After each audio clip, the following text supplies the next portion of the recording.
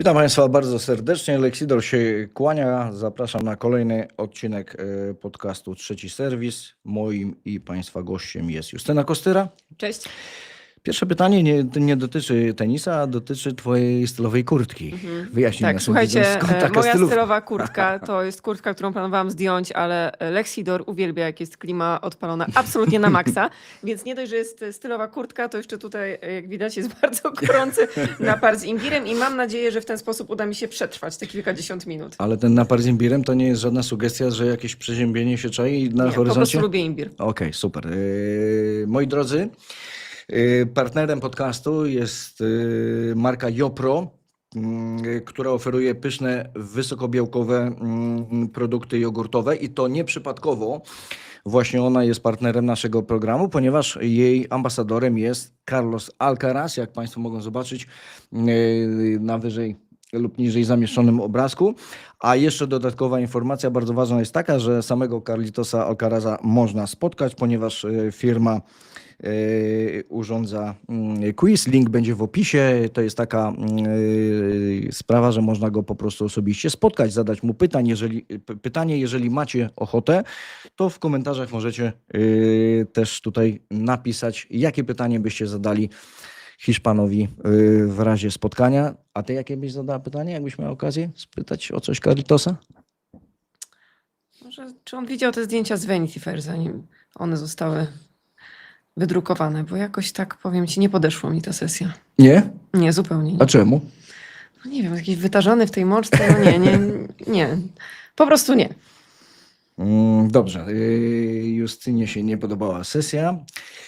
Mam nadzieję, że będzie Ci się podobał nasz program, bo zaczniemy od pań. Jak zwykle zaczynamy od pań, żeby to wszystko było zgodnie ze scenariuszem. Panie zaczęły po przerwie w Madrycie. Zaczęło się od Stuttgartu. Pamiętasz ten słynny turniej, gdzie wygrywa się Porsche? Tam wygrała Rybakina. Pokazała piękny tenis, szybki kort, który zawsze jej pasował. Takie miałem wrażenie, patrząc na nią w tym turnieju, że bez większego trudu wygrała imprezę. Ale nie wiem, czy się zgodzisz ze mną, bo to jest też takie pierwsze pytanie do ciebie. Dało się zauważyć, ja przynajmniej miałem takie wrażenie, dało się zauważyć takie pierwsze oznaki zmęczenia Rybakiny, właśnie nie tyle zmęczenia, co znużenia samym graniem, bo przecież ona grała od początku roku, wyniki robi świetne i grała praktycznie non-stop. Delikatny kryzys jej się na Bliskim Wschodzie trafił i tutaj w Madrycie od pierwszej rundy, powiem ci, trochę dla mnie przynajmniej męczyła się z tenisem. Kurczę, nie odniosłam wrażenia, że się męczyła z tenisem, ale Znaczy na pewno żebyśmy się dobrze zmęczona zrozumieli. po Właśnie prostu. była taka znużona. Tak.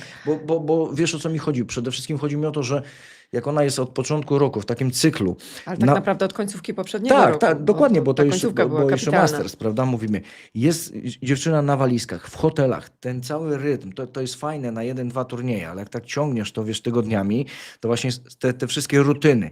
Wstajesz, śniadanie, rozgrzewka, stretching, masaż, trening, mecz, regeneracja i wiesz, to się może w końcu przejeść w pewnym momencie. No zdecydowanie i widać to po Rybakinie, widać to po Sabalence. Mam wrażenie, że to są takie dwie tenisistki, które z naturalnych powodów są w tym momencie bardziej zmęczone niż reszta, bo one po prostu więcej grały, bo więcej wygrywały. Jak więcej wygrywasz, to grasz więcej meczów i no jest to normalne. No, jak później będziemy rozmawiać o tenisie męskim, to absolutnym kosmitą jest Jannik Sinner, ale już po nim też widać te oznaki zmęczenia, tak?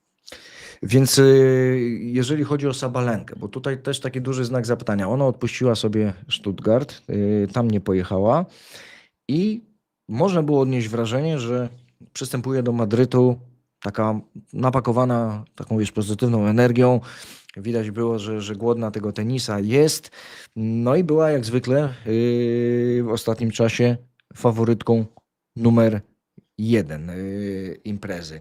Oczywiście 96 nazwisk w tabeli turniejowej, bo to 128 tabela z wolnymi losami dla 32, więc takie zawodniczki jak Sabalenka, Rybakina czy Świątek, one zawsze mają tutaj ten handicap, że startują później.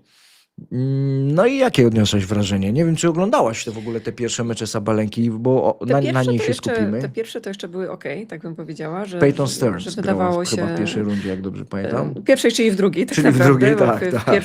w pierwszej grała z Bajem, Mhm. a później grała z Peyton Stearns. Nie widziałam jakichś takich niepokojących oznak, bo jednak wiadomo, że pierwszy mecz w turnieju, no to zawsze troszeczkę wolniej się ktoś może rozkręcać, więc tutaj absolutnie nic mnie nie zaniepokoiło. Później Jacqueline Christian również nie.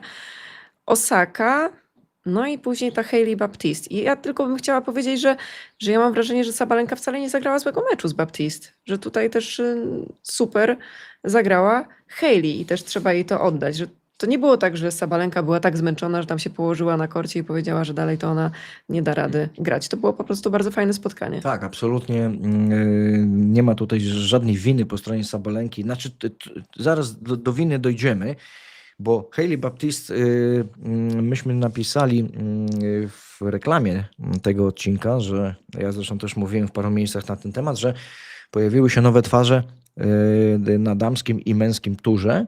I właśnie dobrze, że wymieniłaś Hailey Baptiste, bo dla mnie to dziewczyna, która jest gotowa do rzeczy wielkich, ale to się nie dzieje od razu. Gdzieś napisałem i się podpisuję obiema rękami pod tym, że to materiał na czołową dziesiątkę, tylko to jest kwestia czasu, bo nie oszukujmy się, zresztą widać po wynikach, spora porcja grania z tymi najlepszymi, potem lekki spadek formy, no bo ona nigdy na tym poziomie tak długo nie grała. Jak zagrała z jakimś wysokim numerem, to był to trochę przypadek i mecz Sabalenka-Baptiste w moim prywatnym rankingu, powiem Ci, to na razie jest mecz numer 1, jeżeli chodzi o jakość, o dramaturgię, o to, co się działo. Nie wiem, czy się zgodzisz, ale Świetne spotkanie, ale naprawdę takie znakomicie się takie to mam oglądało wrażenie. i ja też bardzo lubię patrzeć na Hailey Baptiste. Jestem jej fanką od momentu, kiedy rok temu skomentowałam z Maćkiem Synówką mecz Hailey w turnieju Rolanda Garrosa i Maciek mówił, że jeszcze z tych czasów, kiedy tam trenował w Stanach Zjednoczonych i ona była taką talentowaną juniorką, ją pamiętać. Troszeczkę mi o niej poopowiadał jeszcze przed naszym komentarzem, że praktycznie potrafi zagrać wszystko, jest takim naturalnym talentem. Trochę nam brakuje takich tenisistek teraz w turze, prawda? Oczywiście. Chyba tą ostatnią była Ashley Barty, tak jak sobie przypominam. I Hailey ma taki nietypowy styl gry, jak na kobiecy tenis. Też trudno jest tym zawodniczkom się do tego przyzwyczaić, że to nie jest tylko gra z końca kortu, ale to też są skróty, to też jest bardzo dobry, mocny serwis, taki naprawdę, naprawdę fajny i robiący robotę, jak wchodzi. To jest gra przy siatce. No, ja bardzo lubię patrzeć na Hailey Baptiste i oby dłużej była w czołówce. Tutaj pełna zgoda, bo takich zawodniczek jak ona rzeczywiście brakuje nam. Kolory to byłoby dużo więcej, bo tak trochę narzekamy. No może nie tylko my, ale większość patrzących na tenis narzeka, że trochę taki się zrobił jednowymiarowy, że tam jest siła przede wszystkim, bieganie i na dłuższym dystansie to tylko i wyłącznie warunki fizyczne i tężyzna mają znaczenie, a tej takiej rączki typowej, miękkiej i trochę innych pomysłów taktycznych brakuje. Jak tak popatrzyłem na Hailey Baptiste, to wyobraziłem sobie poszczególnych zawodników, do których porównywałem jej poszczególne elementy. Wyobraź sobie, że ten backhand taki, szczególnie przy returnie, taka kontra z krótkiego bardzo odmachu, to Andy Murray mi przyszedł do głowy. Forehand niegrający już Ferrer, pamiętasz Hiszpana małego, który tak zawijał z takiego łokcia podwiniętego. Roger Federer, jak popatrzysz na jego akcję serwisową i postawisz obok obraz Baptiste, to powiem Ci, że bardzo dużo podobieństw. Tak samo luźno prowadzona ręka. Z volejem miałem kłopot, bo tak powiem Ci, ona ma taki luz, taką swobodę, tak jest coś tak naturalnego, że ona biega do tej siatki, myślę, że po pierwsze, żeby się dobrze bawić, bo Trochę jak Muchowa. trochę jak Muchowa. Z tym, że wiesz co, Muchowa jest taka bardziej taka grająca w ramach, taka poukładana, taka, wiesz, ten ruch musi być taki wykalkulowany, wycyrklowany co do centymetra. Tutaj taki w nadgarsku trochę więcej baptizma, Ale zabawa też jest dobra. ale jest zabawa przednia. I co najważniejsze, ona nie boi się grać w ten sposób, bo pamiętasz mecz z Sabalenką, że tam były momenty bardzo ważne, że wiele zawodniczek, które gdzieś w swoim DNA mają niezły wolej nawet, to nie używają tego w ważnych momentach, tylko grają pewnie, trzymają się linii końcowej, grają trochę wyżej, większy topspin, żeby nie zepsuć. A Baptiste nie. A Baptiste grała kontrę z returnu właśnie a la Andy Murray, krótki zamach, biegła do siatki, grała stop voleje takie, że naprawdę by się Federer nie powstydził. Bo to jest taki tenis. Mi się wydaje, że po prostu to, o czym ty mówisz, że te tenisistki często nie chodzą do siatki w ważnych momentach, to dlatego, że wracają do tej tak zwanej swojej strefy komfortu.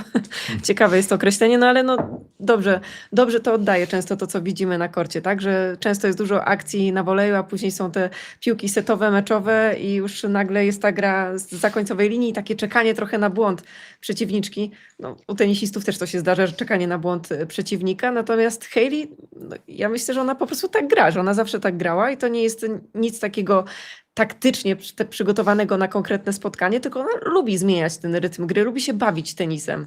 Tak, i to widać na każdym kroku i to dobrze dla widowiska. I wydaje się, że trafiła też na trenerów, na taką ekipę, którzy potrafili bez takiej, jak się mawia, tak wiesz, troszkę kolokwialnie, bez takiej napinki na wyniki, na jakieś szybkie osiągnięcia, potrafili właśnie przekonać ją, żeby była sobą na korcie, żeby grała po swojemu, wyniki przyjdą prędzej lub później, żeby nie zmieniała tej swojej natury.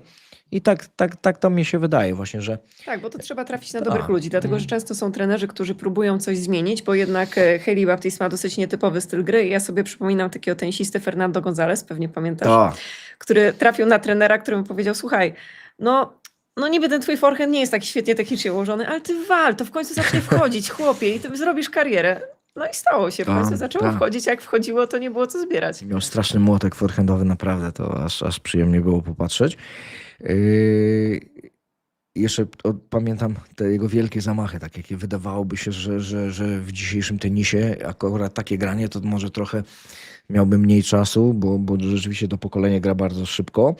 Ale wracamy do Sabalenki, bo to też mnie ciekawi.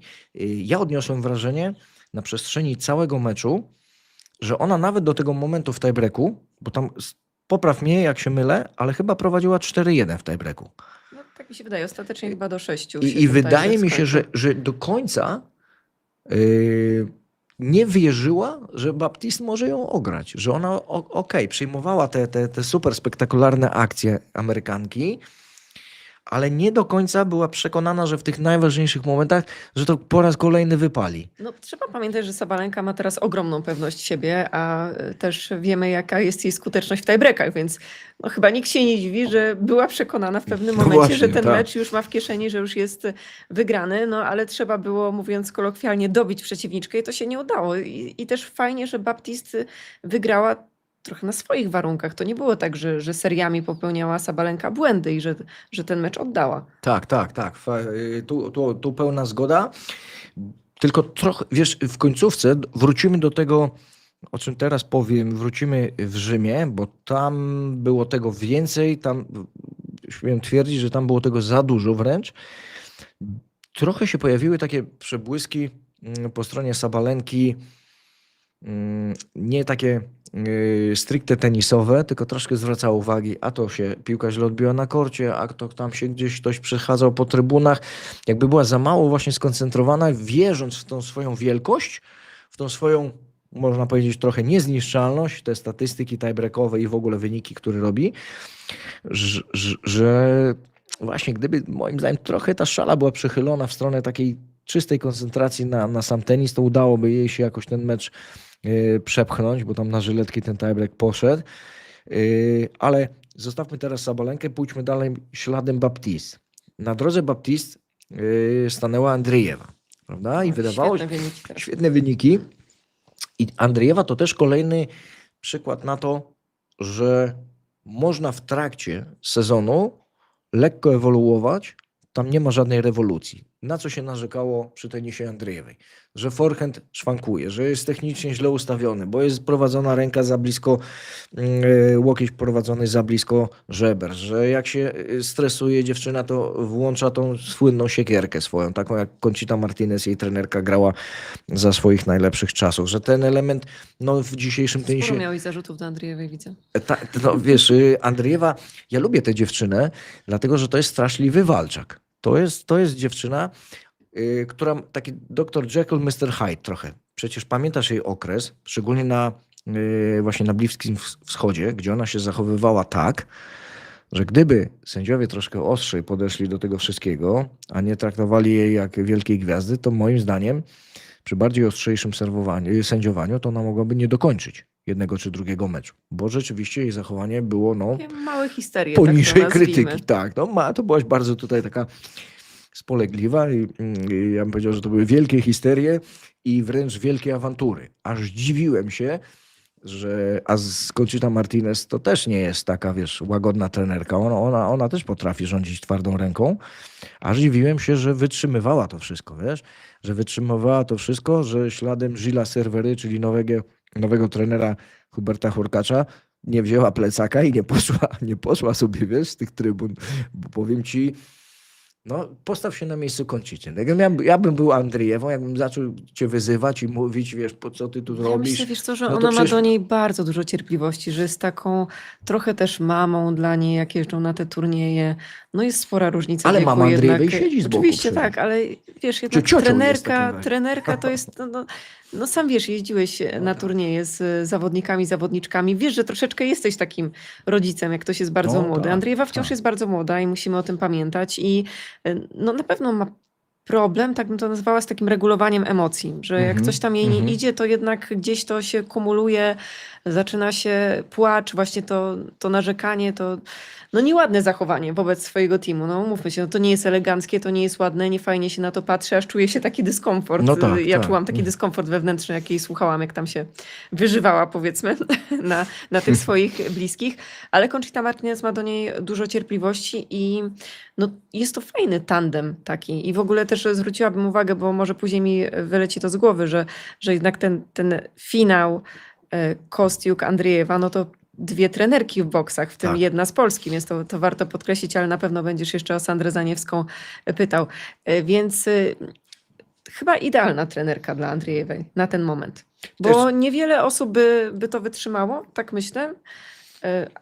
Może inaczej, wytrzymaliby to, ale nie byliby aż tak spokojni jak Conchita. Ona tam naprawdę tak nie ma jakiejś z jej strony takiej odpowiedzi, czegoś, co mogłoby jeszcze dodatkowo zapalić Andrzejewą. Tak. Nie. Tu akurat, wiesz, podejście jej, bo to też jest rzadka sytuacja, choć już byliśmy świadkami paru, że właściwie ta komunikacja między zawodnikiem a boksem przybierała pewien rodzaj dyskusji.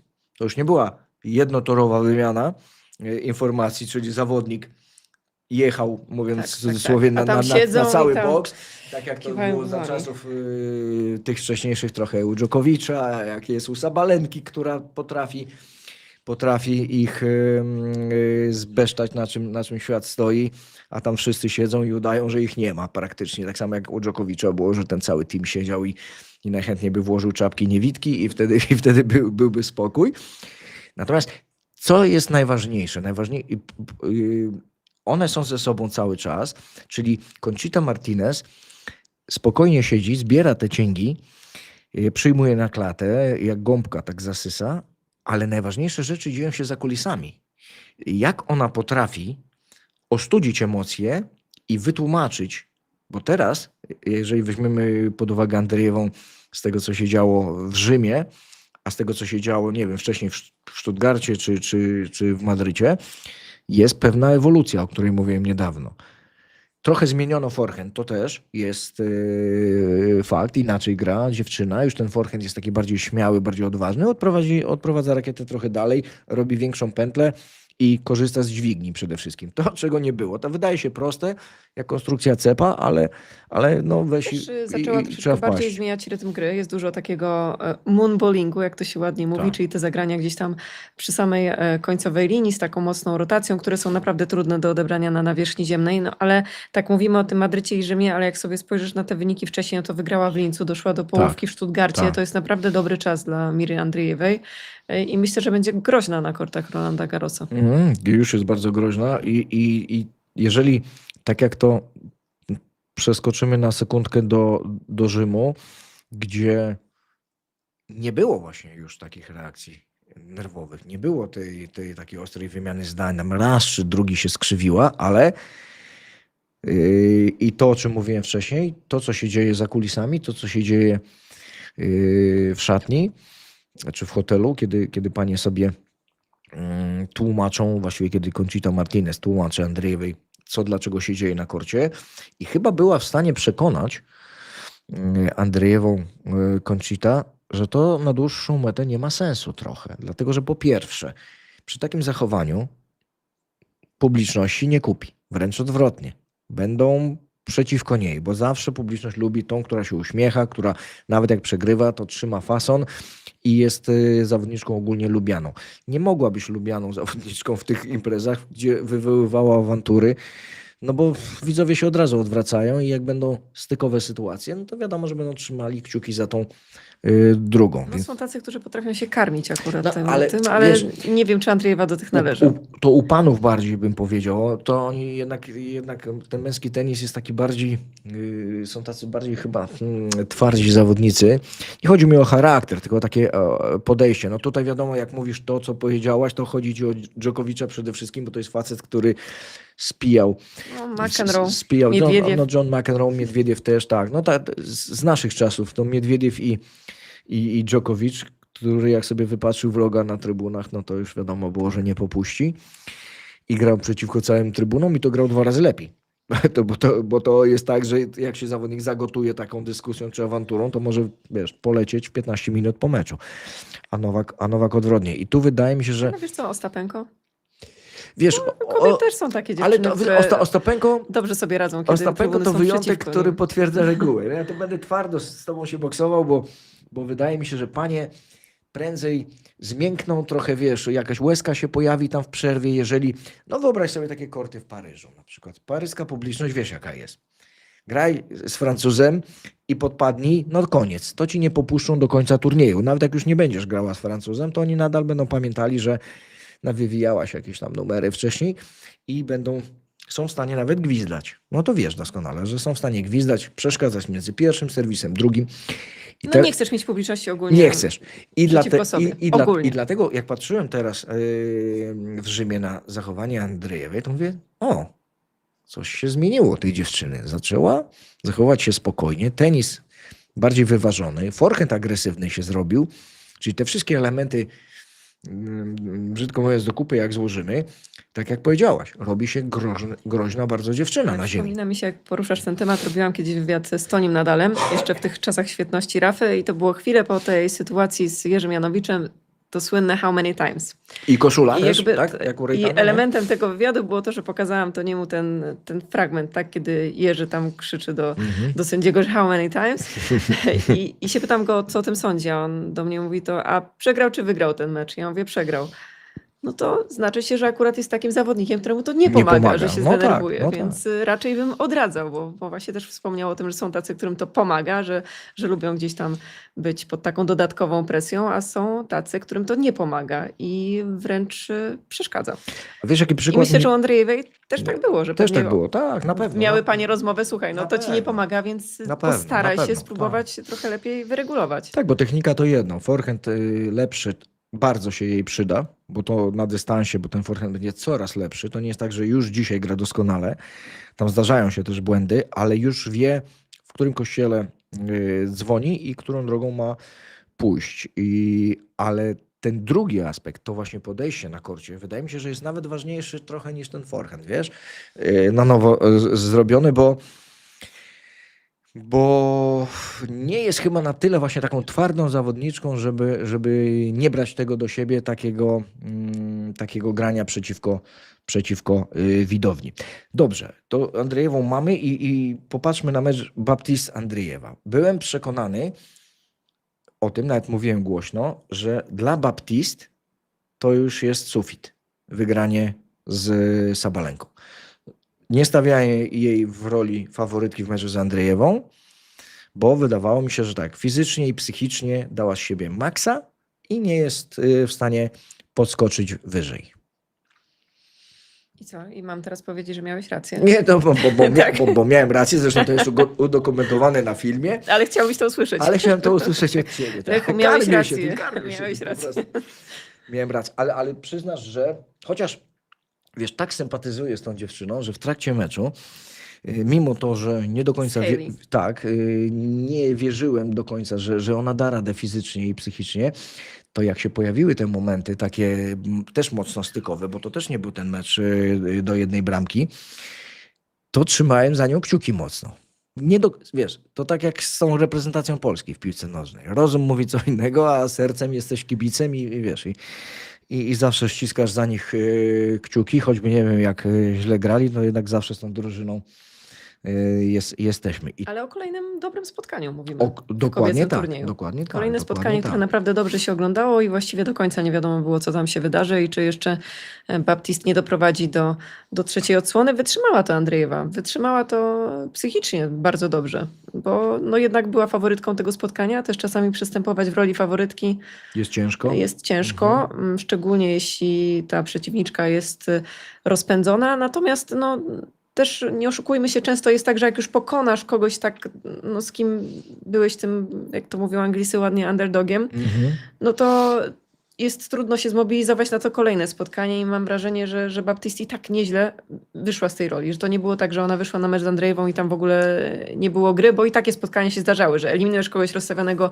z jedynką, z dwójką, no, u panów też się to zdarza i później dostajesz szybki mecz. Szybki mecz. Numer tutaj 6-4 i 7-6, tiebreak 10-8, bardzo zacięty. Na pewno w analizie pomeczowej z trenerami, no tam co najmniej 3, jak nie 4 takie punkty do rozegrania na swoją korzyść, gdzie one były, znaleźli. I to chyba jeszcze jeden dowód był na to, że wygranie z numerem 1 nie oznacza, i to z dobrym numerem 1, nie oznacza już triumfu w turnieju. Już się reszta ma położyć i idziesz po puchar, wiesz, bez problemów. Wiesz, to też był taki etap turnieju, że tak jak mówiłeś, to jest duża drabinka i już też dochodzi to zmęczenie, kiedy zawodniczka nie jest przygotowana, jeszcze może przygotowana jest, ale nie jest przyzwyczajona do takich obciążeń, bo obciążenia meczowe przez 2 tygodnie, a obciążenia treningowe to jest zupełnie co innego. Wystarczy spojrzeć na Nowaka Dżokowicza i jak sobie radzi ostatnio. Chciałem powiedzieć, jak sobie nie radzi ostatnio. No ale do niego też wrócimy. Andrzejewa pokonała Baptiste 2 sety. Kto wie, co by było, gdyby były 3 sety. Ale też uważam, że wyszła Ja myślę, że też żeby to zwycięska zamknęła. Andrzejewa, że tu mógłby się odezwać już naprawdę jakiś kryzys fizyczny po stronie Baptiste. Bo tak prawdę powiedziawszy, parę miesięcy temu tu w tym studio rozmawialiśmy chyba z Karolem Stopą też o takiej nowej twarzy, o Wiktorii Mboko z Kanady. I ona też z przytupem weszła na salonej, tak można powiedzieć, kopniakiem wyważyła drzwi do wysokiego grania, ale teraz gdzieś zniknęła, gdzieś nie wiem, czy nie płaci takiej właśnie wysokiej ceny za ten nagły skok. I teraz troszkę ten organizm się buntuje. Wydaje mi, patrz, i teraz jak mielibyśmy porównać, tu mamy Mboko i tu mamy Baptiste. Czy nie będzie to podobna historia, jeżeli chodzi o Amerykankę, to co się wydarzyło z Kanadyjką, się zastanawiam właśnie, czy takie wejście prawie na szczyt, wygrywanie z numerem 1 i granie bardzo wysoko, czy też Baptiste nam nie zniknie. Znaczy nie to, że ona zniknie i w ogóle się nie pojawi, bo ona się pojawi i to pojawi się bardzo wysoko. Tylko pytanie, czy będzie, wiesz, czy nie będzie tego dołka, tego spadku z wysokiego C Wydaje mi się, zaczęła? wiesz co, pomiędzy tymi paniami jest 5 lat różnicy. Też musimy o tym pamiętać, że jednak Baptiste oczywiście wciąż młoda, perspektywiczna, ale ma 24 lata, natomiast Mboko 19. I to też robi różnicę, tak? No, na tym turze jest Baptiste dłużej, troszeczkę bardziej obeznana z tą atmosferą. No dobrze, że zaczęła grać na tym poziomie, na którym powinna, że tak uwierzyła właśnie w to, że ten tenis może być skuteczny. Dobrze, ostatnia informacja z ostatniej chwili. Svitolina wygrała właśnie z Goff 6-4, 6-7, 6-2. Pierwszy set widziałem, niespecjalnie to wyglądało, masa błędów, takie panie mocno zestresowane. Później już tylko słuchałem w samochodzie relacji live komentatorów, ale dostałem też wiadomość, że końcówka meczu, te 2 sety stały na kosmicznym poziomie. Podobno było tak. No to jeżeli ktoś ma aplikację kanału Plus, to może sobie obejrzeć z powtórki. Ja na pewno sobie popatrzę na końcówkę, bo podobno grały kosmiczny tenis. Było mnóstwo skrótów, gry kombinacyjnej, wymian toczonej w nieprawdopodobnym tempie i tak dalej, i tak dalej. Także to jeżeli rzeczywiście tak to wyglądało, to warto popatrzeć. Czyli okazuje się, że Iga Świątek, która właśnie ze Svitoliną przegrała, wygrała ze zwyciężczynią turnieju. Zawsze jest to jakieś Przegrała coś po- już się. przegrała tak ze zwyciężczynią turnieju. Zawsze jest to jakieś pocieszenie, marne, ale zawsze. 2 zdania o Świątek w Madrycie, bo ona wróciła na kort otwarty po tej hali w Stuttgarcie. Kort otwarty. Madryt zawsze jej pasował. Wysoki kozioł. 600, dobrze? 600 czy 800? 600 metrów nad poziomem morza korty, więc odskok piłki wysoki. Dosyć dużo piachu. No, taka typowa hiszpańska mączka. Jakieś apetyty miałaś w związku z tym Madrytem? Miałam, wiesz, bo już wiedziałam tak naprawdę w tym Stuttgarcie, że troszeczkę jest lepiej z grą Mhm. Igi, więc miałam duży apetyt na Madryt i no szkoda, że akurat, no bo nie możemy powiedzieć, że tutaj forma tenisowa ją zahamowała jakoś bardzo. No pewnie gdyby wygrała pierwszego seta z Anli, no to troszeczkę może to inaczej by wyglądało, bo tam były szanse, żeby Tak. tego seta wygrać i może wtedy na 2 sety by starczyło sił, ale jednak Mhm. jak ktoś ma problemy żołądkowe, no to w Nie, tenisa to- grać trudno, a tych problemów akurat było w Madrycie sporo, bo to nie tylko Iga, ale no, kilka tenisistek już się przed startem turnieju Mhm. wycofało i tenisistów, więc coś tam naprawdę nie grało i no nie wiem, no ciężko jest ocenić mecz, kiedy wiesz, że się tak ktoś źle czuje i było to widać, bo ona była w pewnym momencie tak blada, że ja się bałam, kurczę, co tu się zaraz wydarzy, no bo tam no co tu zrobić? No, przebieg tego meczu był dziwny, bo ja nie widziałem pierwszego seta. Przyjechałem na początek drugiego i początek drugiego seta co sugerował? Sugerował, że Anli nie ma kompletnie siły, bo pamiętasz jak się zaczęło? Iga wzięła przerwę toaletową, wyszła z kortu, potem wróciła i nagle tam się 3-0 pojawiło dosłownie, nie wiem, w 5 minut albo może nawet szybciej. Anli co dotknięcie to metr, 1,5 metra na długość, na szerokość. Pomyślałem sobie, oho, wykończona tak po pierwszym secie, że tutaj poleci błyskawicznie następne 2 sety i byłem tak przekonany. Potem właśnie, jak usiadła na jedną z przerw Iga, szara jak papier, taka wiesz, mówię, co się dzieje. W ogóle patrzyłem na jej twarz, taka jakby, nie wiem, Strasznie była blada, odwodniona, prawda? tak, policzki zapadnięte, w ogóle taka szczupła strasznie jakaś. I wymieniałem uwagi z ludźmi, którzy tam byli na miejscu. Żartowano, że takie ciśnienie słabe jest w Madrycie, może ona się tak źle czuje. I pomyślałem właśnie o brzuchu, no bo to brzuch to jest coś, z czym się nie da wygrać.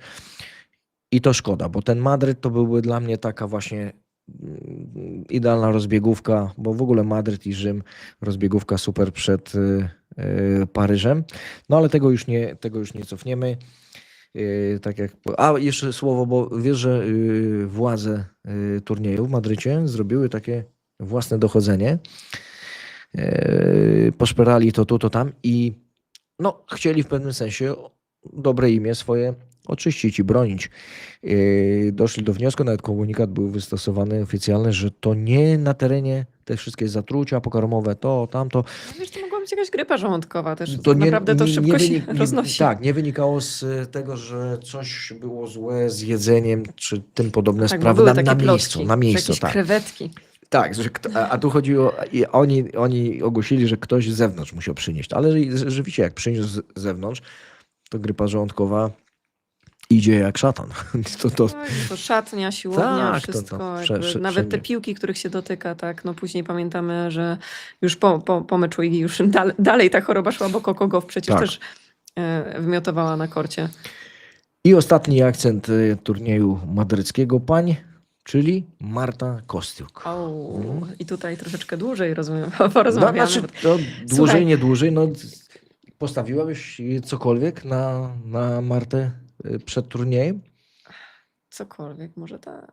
Ale no nie, no wiadomo, że to tenis jest tak nieprzewidywalnym sportem. Ja zawsze to powtarzam, że jeśli ktoś obstawia tenisa, to jest bardzo bardzo dziwne, że w ogóle myśli, że może coś przewidzieć, bo tu się nie da nic przewidzieć absolutnie. Oczywiście wiemy, że Marta Kostiuk jest fantastycznie przygotowaną fizycznie tenisistką. To wiemy. Widać było po tym fiflaku, którego tam wywinęła Tak. na korcie przed odebraniem pucharu, ale no w ogóle tak, no ona świetnie biega i też ja tak z Martą Kostiuk tak czekałam na ten wielki przełom, bo było kilka takich fantastycznych meczów w poprzednim sezonie, te mecze z Sabalenką, to Tak, były jedne z najlepszych meczów tak. w ogóle na WTA Tour, tak? Akurat Kostiuk z Sabalenką, Mhm. ale zawsze brakowało tej końcówki, gdzieś Mhm. może właśnie mentalnie nie wytrzymywała tych końcówek takich mocnych fizycznie spotkań, że to nie brakowało jej tej fizyczności, tylko czegoś brakowało, żeby ten mecz domknąć się. Ale ona cały czas wierzyła w te metody naszej trenerki, naszych trenerek tak Trenerek, naprawdę, bo to nie tylko Sandra Zaniewska, ale też Jola Rusin-Krzepota, która przecież pracowała w przeszłości z Igą. I to się opłaciło, tak, bo ile by było tenisistek, które by gdzieś podjęły takie decyzje, że dobra, to nie działa, ja już chciałam wygrać duży turniej, tutaj nic się nie poprawia i jednak zmieniam. Zmieniam na stanowisku szkoleniowca, tutaj trenerkę zmieniam, a Marta była cierpliwa i jest nagroda. Powiem ci, ona przyjechała na Billie Jean King Cup. Po długiej przerwie miała tam problem z kostką bodaj, ze stawem Z kostką, skokowym, tak? Skręciła kostkę i to w ogóle w końcówce meczu, który powinna już wcześniej Wygrać, zamknąć. więc trochę na własne życzenie, ale ja rozmawiałem z Jolą Krzepotą, która powiedziała, właściwie to pierwsze to zadałem jej pytanie, dlaczego jej nie ma na trybunach w Madrycie. Ona powiedziała, wiesz co, nie stoimy za dobrze finansowo, bo Marta gra raz dobrze, 3 razy źle i trochę mało jest pieniędzy. Team ma małą pulę, żebyśmy tam wszystkie były na rasę. No ja tak zażartowałem sobie, że jak wygra w Madrycie, to się odbijecie. No ona też się uśmiała i w ten sposób się rozstaliśmy. I teraz po tej rozmowie tylko No ponad 1 000 000 euro, tak, przypominam, dla zwyciężczyni. dokładnie, 1 7 165, jak już by ktoś chciał, no plus oczywiście 1000 punktów, też bezcenna rzecz. Potem wymienialiśmy już tylko SMS-y, bo droga Marty Kostiuk była rozstawiona z 26, wyglądała naprawdę imponująco. Pierwsza runda wolna, oczywiście Putincewa, która na ziemi to zawsze jest groźna. O, bo kolejna tenisistka, która potrafi przeżyć konflikt z publicznością. tak, Wręcz lubi. Dokładnie, wręcz lubi, tylko że na nią to może i dobrze działa, tylko że te wyniki jakoś nie pokazują.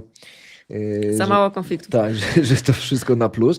Kostiuk Putincewa 6-1, 6-3, potem zobacz, Pegula, numer 5 turnieju, 6-1, 6-4, potem Katie McNally, 6-2, 6-3, Linda Noskowa, 7-6, 6-0, Potapowa, jeden taki przypadkowo przegrany set w środku, 6-2, 1, 6-6, 1, no i 6-3, 7-5 w finale właśnie z Andriewą, czyli można powiedzieć, że droga Kostiuk do zwycięstwa w Madrycie to tak naprawdę sprint.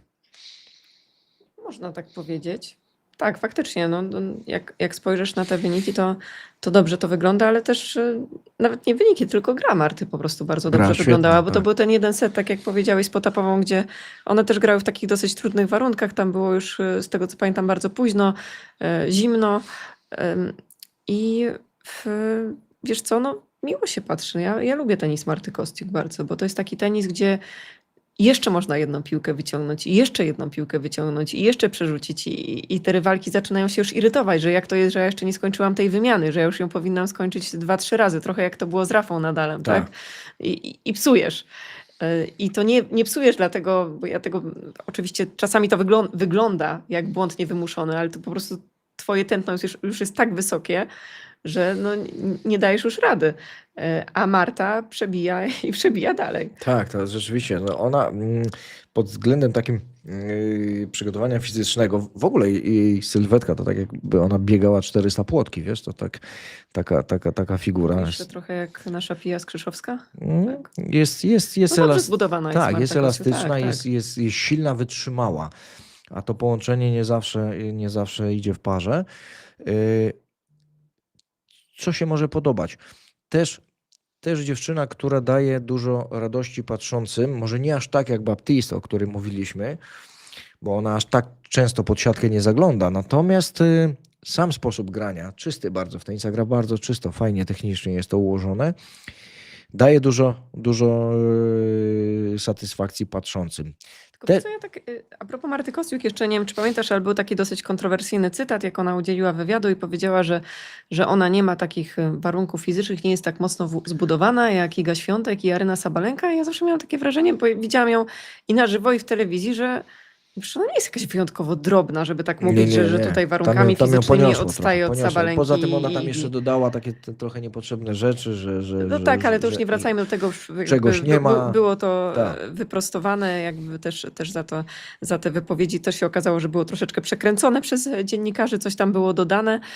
Natomiast no, powiedziała jednak o tym, że te warunki fizyczne ma trochę gorsze. Ja w ogóle nie mam takiego wrażenia. Przecież ma super warunki fizyczne do gry w Tak, tenisa. absolutnie nie. To wiesz, ja tutaj nieraz mówiłem w tym programie, że mam całą masę znajomych z lekkiej atletyki i przede wszystkim dziesięcioboiści. Jeden taki trener, który się specjalizuje, powiedział mi, gdybym dostał taką Kostiuk, to zrobiłbym z niej mistrzynię świata. W siedmioboju, bo panie akurat siedmiobój uprawiają. Jest tak czasami, że patrzysz na niektórych tenisistów, tenisistki sobie myślisz, że kurczę, w każdej dyscyplinie by sobie poradzili, tak, prawda? tak, Że tak, są tak. tacy po prostu atletyczni. Także ja nie wiem, to właśnie nie bardzo byłem w stanie wyobrazić sobie, o co jej chodziło w tym wywiadzie z tymi warunkami. Coco Gauff też jest dla mnie taką tenisistką, Coco że Gauff, pewnie tak. jakbyś jej wrzucił jakąkolwiek piłkę, to by tam sobie dobrze poradziła. W sprintach też pewnie byłaby niezła, bo długie nogi i bardzo szybka. I tak, i Marta Kostiuk też pewnie w lekkiej atletyce sukcesy by odnosiła. Tak jest. Czyli Marta Kostiuk po tym sukcesie w Madrycie będzie może już na wszystkie turnieje zapraszała pełen skład trenerski, a to, że dwie Polki, no to tylko możemy być dumni, że polska myśl szkoleniowa święci triumfy. Sandra Zaniewska i No szczególnie, że Jola historia Krzepota. Sandry jest bardzo fajna, bo to jest dziewczyna, która no, nie do końca wierzyła w to, że się nadaje, żeby być trenerką, ale została namówiona. Później pojechała na kilka turniejów, no a później zaczęła pracę z Martą Kostiuk i idzie to bardzo fajnie. Ale widać, że wspólny język znalazły, bo Kościuk też nie jest taka łagodna. To też nie jest owieczka. Ona też potrafi się odgryźć, potrafi humorki pokazać. Po zwycięstwie w Rzymie wszyscy mówili, o, Kościuk pojedzie do Madrytu i tam też będzie szaleć. I zobacz, co się stało. Nie ma Kościuk w Madrycie. Poczekaj, po zwycięstwie W Madrycie. Odwrotnie. Za dużo tego Rzymu, za Rzymu. dużo. Tak. Po zwycięstwie w Madrycie mówiło się, zdobędzie Rzym, będzie faworytką w Roland Garros. No, Rzymu nie zdobędzie, bo jej tam po prostu nie było. Ja uważam, że to jest świetna decyzja, bo jeżeli wiemy, że dziewczyna po kontuzji wróciła w Polsce, grając Fed Cup bardzo dobrze, już pokazała, że jest w formie, udowodniła to w Madrycie i odpuściła Rzym najzwyczajniej w świecie, nie chcąc się, mówiąc brzydko, zajechać organizmu, bo ta dawka byłaby zbyt duża i prawdopodobnie nie byłaby w stanie się zregenerować do Paryża i nici byłyby z tych przygotowań. Więc tu świetna decyzja o wycofaniu się z Rzymu. Akumulator będzie miała naładowany na Paryż. Uważam, że w takim ścisłym gronie może nie 3, ale 5 kandydatek musimy ją wstawić. Tak, na tylko Paryż. pamiętajmy, że jednak Kostiuk na razie w wielkich szlemach takich wyników, jakich by oczekiwała od siebie, nie osiągała. I ja myślę, że ten Madryt po prostu pomoże jej też tak, wiesz, od tej strony właśnie mentalnej, że wychodzisz na kort i wiesz, że jesteś w stanie wygrać z każdym i już wtedy nie myślisz, czy to jest szlem, czy to nie jest szlem, tylko po prostu grasz swoje. No tak, to jest akurat bardzo ważne. To, co powiedziałaś, ta wiara w siebie. Jeżeli by ktoś powiedział jej, że wygra 1000, nie do końca tysiączek, mogłaby nie uwierzyć. Teraz go wygrała, więc następnym krokiem jest. Ale nerwowa była ta końcówka, nie wiem, czy No. pamiętasz tego gema, bo ona tam było chyba 40-0 w tym ostatnim gemie, z tego co pamiętam, i właśnie zaczęła grać tak na przerzut. Czekała na błąd rywalki. Tak nie po swojemu. Nie po swojemu zupełnie. Tak. No ale teraz wiesz, jeżeli przeskoczyła te bariery tysięcznika i wygrała go, to następnym krokiem jest duży wynik w wielkim szlemie, a ma na to papiery, bo ma takie zdrowie, że ten 7-meczowy turniej, myślę, że sobie poradzi, ranking ma wyższy, to losowanie pewnie będzie dla niej lepsze. Sporo naszych widzów na czacie, do czatu dzisiaj przyjdziemy. I będziemy odpowiadać, postaramy się odpowiedzieć na kilka pytań. Prosimy o suby, o lajki, oczywiście wszystko, co związane z naszym programem, jak najbardziej. 2 zdania o turnieju męskim w Madrycie, bo tam pojawiła się bardzo ciekawa postać. Okej, bo już przechodzisz do mężczyzn, tak? A jeszcze Jeszcze- chcesz o paniach w A Madrycie? do Igi jeszcze wrócimy, tak? Nie. Znaczy do Igi wrócimy, bo Dobrze. w meczu z Śmiało. Enli, którym skończyła swój udział w turnieju. Madryt mężczyźni. Czy już Mamy to. jeszcze chcesz coś o Nie, świątek śmiało. powiedzieć? Nie? Madryt mężczyźni, cały czas bez Alcaraza i od początku roku grający na nieprawdopodobnie wysokim poziomie Jannik Sinner. Właściwie w kontekście tego zawodnika moglibyśmy mówić, czego nie wygrał, niż to, co wygrał, bo praktycznie wygrał no, prawie wszystko. Bilans, Justyna to zna na pamięć ten bilans Oj, nie znam na pamięć. 2 tegoroczny. 2 porażki i 34 zwycięstwa, tak? Tak, chyba tak. 34, tak. tak, Po także- dzisiejszym będzie 34. Sunshine Double wygrane w ciężkich warunkach. Idzie teraz po, nie wiem jak nazwać Madryt i Rzym po męsku. Sunshine to nie bardzo boleje. To tak akurat nie do pary, ale Rainy double. Rainy Double jest w stanie to wygrać. Wygrał Monte Carlo, a przypomnę tylko Państwu, że zawodnikiem, który przed Roland Garros, wygrywającym całą serię tych najważniejszych turniejów na kortach ziemnych, czyli Monte Carlo, Madryt, Rzym i Paryż, był Rafael Nadal. On potrafił wygrać wszystkie te imprezy. No a Sinner jest na dobrej drodze, jeżeli I jutro ten Madryt w taki... finale wygra. Tak, ten Madryt taki bezproblemowy, bo tak teraz o Madrycie rozmawiamy, tak. tak? No, tak naprawdę jeden set przegrany z Benjaminem Bonzim, no to możemy powiedzieć, że to taki wypadek przy pracy. No, tam było 6-7, 6-1, 6-4, więc później już wszystko zgodnie z planem i te kolejne wyniki 6-2, 6-3, 6-2, 7-5, 6-2, 7-6 do 0 w tiebreaku. Z Chodarem, który jest bardzo fajnym tenisistą i warto na niego patrzeć. No tak to powiedzmy sobie szczerze, chyba ten finał w Madrycie w ogóle, nie wiem, czy to nie był jeden z najgorszych finałów męskich, jaki widziałam w ostatnim czasie. No, tam W był ostatnich latach. łomot okrutny, tak. Zresztą Jeszcze ten brak wiary z brak Wiriewa to wiary, było tak, takie przede po wszystkim prostu brak wiary, rzeczywiście. męczące do oglądania, że tak chłop wyszedł i on okej, ja wiem, że masz beznadziejny bilans z tym Sinnerem, że on ci spuszcza łomot co chwilę, ale no z takim nastawieniem to na pewno tego nie odwrócisz. Tak.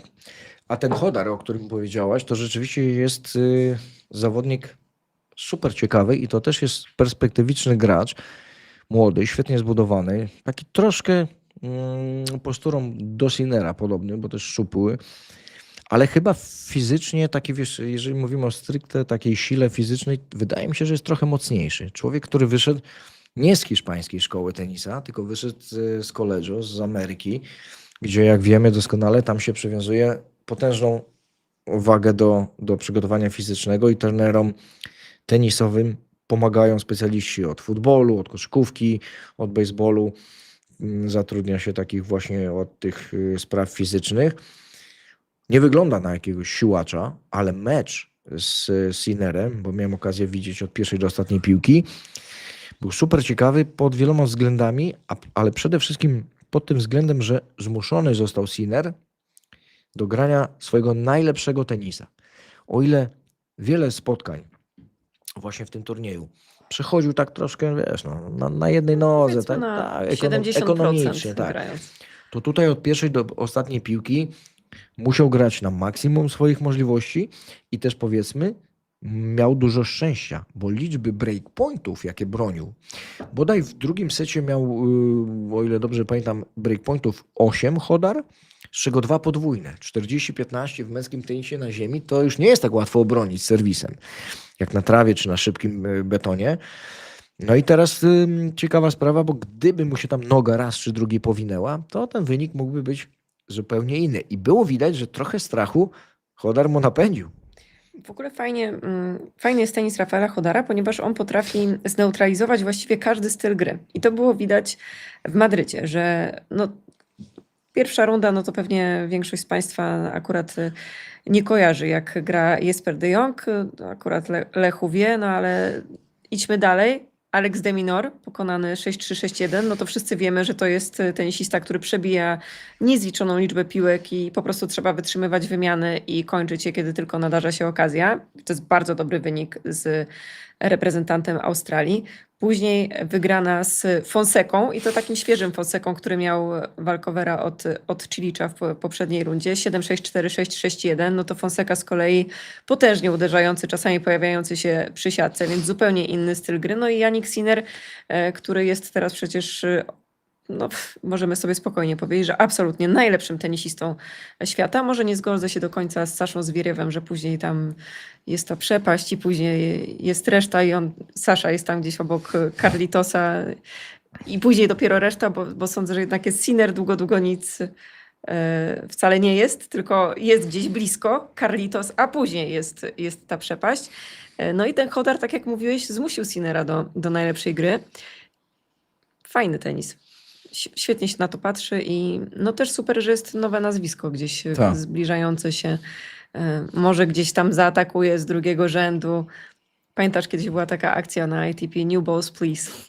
Żałuję, że to nie ma kontynuacji tego. Tak. Wiadomo, że są teraz te Next Gen ATP Finals, ale fajnie by było, gdyby przez cały sezon gdzieś tam Federacja ATP, Federacja WTA zresztą też gdzieś tam pokazywała ludziom, na kogo warto patrzeć. No to my Państwu mówimy, że na Rafaela Hodara warto patrzeć. Warto patrzeć, a ten jeszcze słowo o finale, bo rzeczywiście taki brak wiary to aż bił od Zwieriewa, bo w poprzednich spotkaniach w tym turnieju grał dobrze. Grał dobrze Niemiec, naprawdę stoczył kilka fajnych, zaciętych pojedynków i świetnie serwował i miał ochotę do atakowania, co zdarza się. Trochę zaczyna zmieniać swój Tak. tenis. Też zrozumiał, że chyba musi jednak. I wydawało się, że mając takie atuty, właśnie ten serwis, ten zasięg, dobre bieganie po korcie ziemnym, że sobie Niemiec no, nie pozwoli No, mówił po tym w meczu, kaszę że spluć. zagrał jeden z najgorszych meczów, że fatalnie mu szło i tak dalej, ale wiesz, ja mam wrażenie, okej, nie siedzę w jego głowie, tak, no ale widzę mniej więcej, jak się zachowuje na korcie, kiedy idzie i kiedy nie idzie. I ja miałam wrażenie, że on po prostu wyszedł na ten mecz i no jak wiesz, że będzie źle, no to dobrze ci nie pójdzie. Nagle nie stanie się tak, że zaczniesz wygrywać, kiedy nie masz tej wiary, bo tę wiarę trzeba mieć i też sądzę, że on ma podstawę do tego, żeby mieć wiarę, że kiedyś tego Sinnera w końcu pokona i przełamie te pasy, bo ma tenis, żeby pokonać Sinnera, szczególnie na nawierzchni ziemnej. No tak. Jak jesteśmy przy panach, to jeszcze raz przypomnę Państwu, że partnerem podcastu jest Jopro, producent pysznych, wysokobiałkowych produktów jogurtowych, których ambasadorem jest nieobecny niestety na kortach światowych na razie Carlitos Alcaraz. Jopro organizuje loterię, w której można wygrać spotkanie z Hiszpanem. Macie link w opisie. Też prosiliśmy o pytania w razie ewentualnego spotkania z Carlitosem Alcarazem na czacie. Jeżeli ktoś miałby jakiś pomysł na takie pytanie, to też proszę pisać. Przeskakujemy do Rzymu, w którym od początku i zaczynamy od pań. Iga Świątek i starcie z McNally. Dla Igi pierwszy mecz, dla McNally drugi.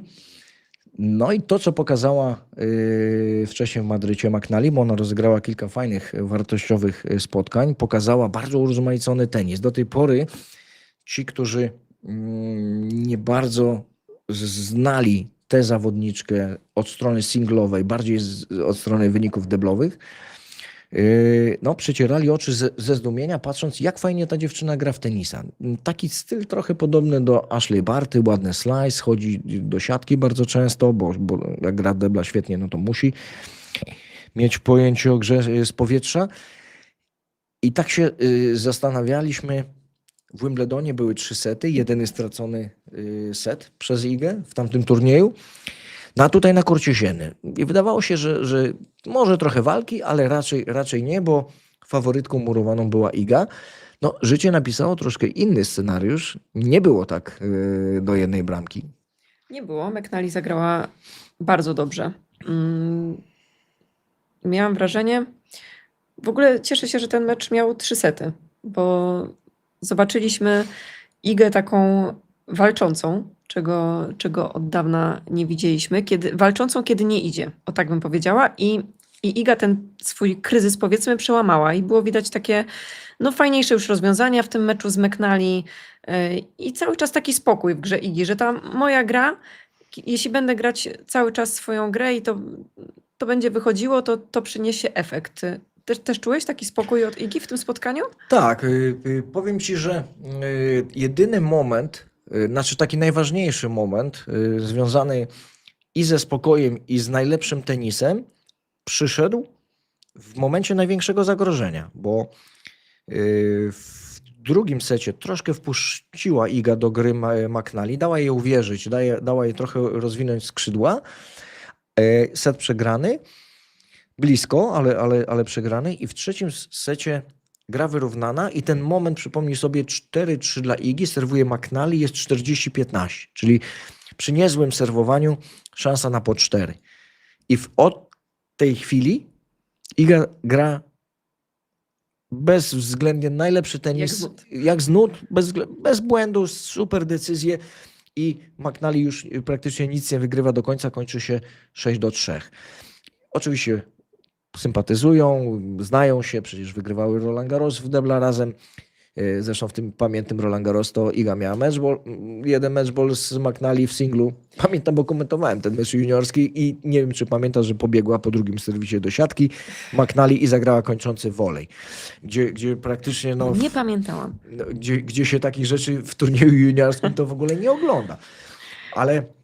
Ale było widać po twarzy Igi, że ona jest zadowolona. Jest zadowolona z tego meczu i tak się I też, zaczyna rozpędzać. Bo powiedziałeś, że troszeczkę wpuściła Iga do meczu McNally, ale przypomnijmy sobie te mecze z ostatnich miesięcy, kiedy właśnie w drugich setach Iga wpuszczała kogoś do meczu, no i później już sama do tego meczu nie wracała, tak? Tak. A tutaj jakby wyszła na tego trzeciego seta i to nie było tak, że oddała inicjatywę. Absolutnie nie. Po prostu pokazała, kto jest lepszy i właśnie mówię, że cieszę się, że ten mecz miał 3 sety, bo myślę, że to miało trochę wpływ na to, jak później ten turniej się dla Igi potoczył. A my patrzyliśmy na perspektywę spotkania gdzieś na dystansie w turnieju przy nazwisku Osaka stawiano taki znak zapytania, bo odkąd Wiktorowski został trenerem Osaki, zobacz, to jeszcze nigdy nie grał. Kilka było takich momentów, że już brakowało to nie grały, już było blisko, ale to raczej z tego, co pamiętam, to raczej Osaka zawodziła.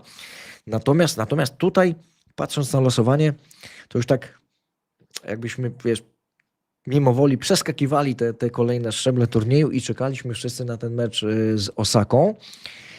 No i doszło do tego starcia z Osaką, ale... jeden z lepszych meczów Igi, myślę, w tym sezonie, bo jakby Osaka popełniała błędy, tak, natomiast bardzo często to były błędy wymuszone bardzo dobrą grą Igi i tymi topspinami, których już po prostu widać było w pewnym momencie, że Japonka ma totalnie dość. Że już po prostu to cofanie się do tych piłek, to uderzanie gdzieś na wysokości barków, szczególnie u niej miałam wrażenie, że sprawia jej to problem ze strony forehandowej, a nie ze strony backhandowej.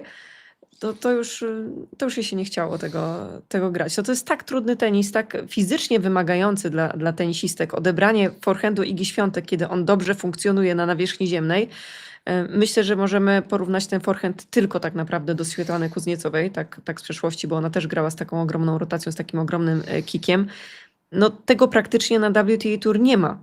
Jeśli to dobrze funkcjonuje, tylko pamiętajmy, Lechu może Państwu wytłumaczę, jak to dokładnie wygląda, jeśli chodzi o technikę, ale przy topspinie jest tak, że jeśli chociaż troszkę coś tam nie zagra, to dajemy łatwą piłkę do skończenia rywalce, tak? Bo odbije się gdzieś w połowie kortu i to jakby ta magia Igi Świątek polega na tym, że jak się odbija gdzieś metr przed linią końcową, to już wtedy jest ta piłka taka bardzo trudna do odegrania. No ale tak w perspektywie tego meczu to od razu wróciły dyskusje z roku 24, ze słynnego meczu podczas Roland Garros, gdzie była piłka meczowa dla Osaki, gdzie już wydawało się, że będzie po meczu. No i to zaostrzyło wszystkim apetyty.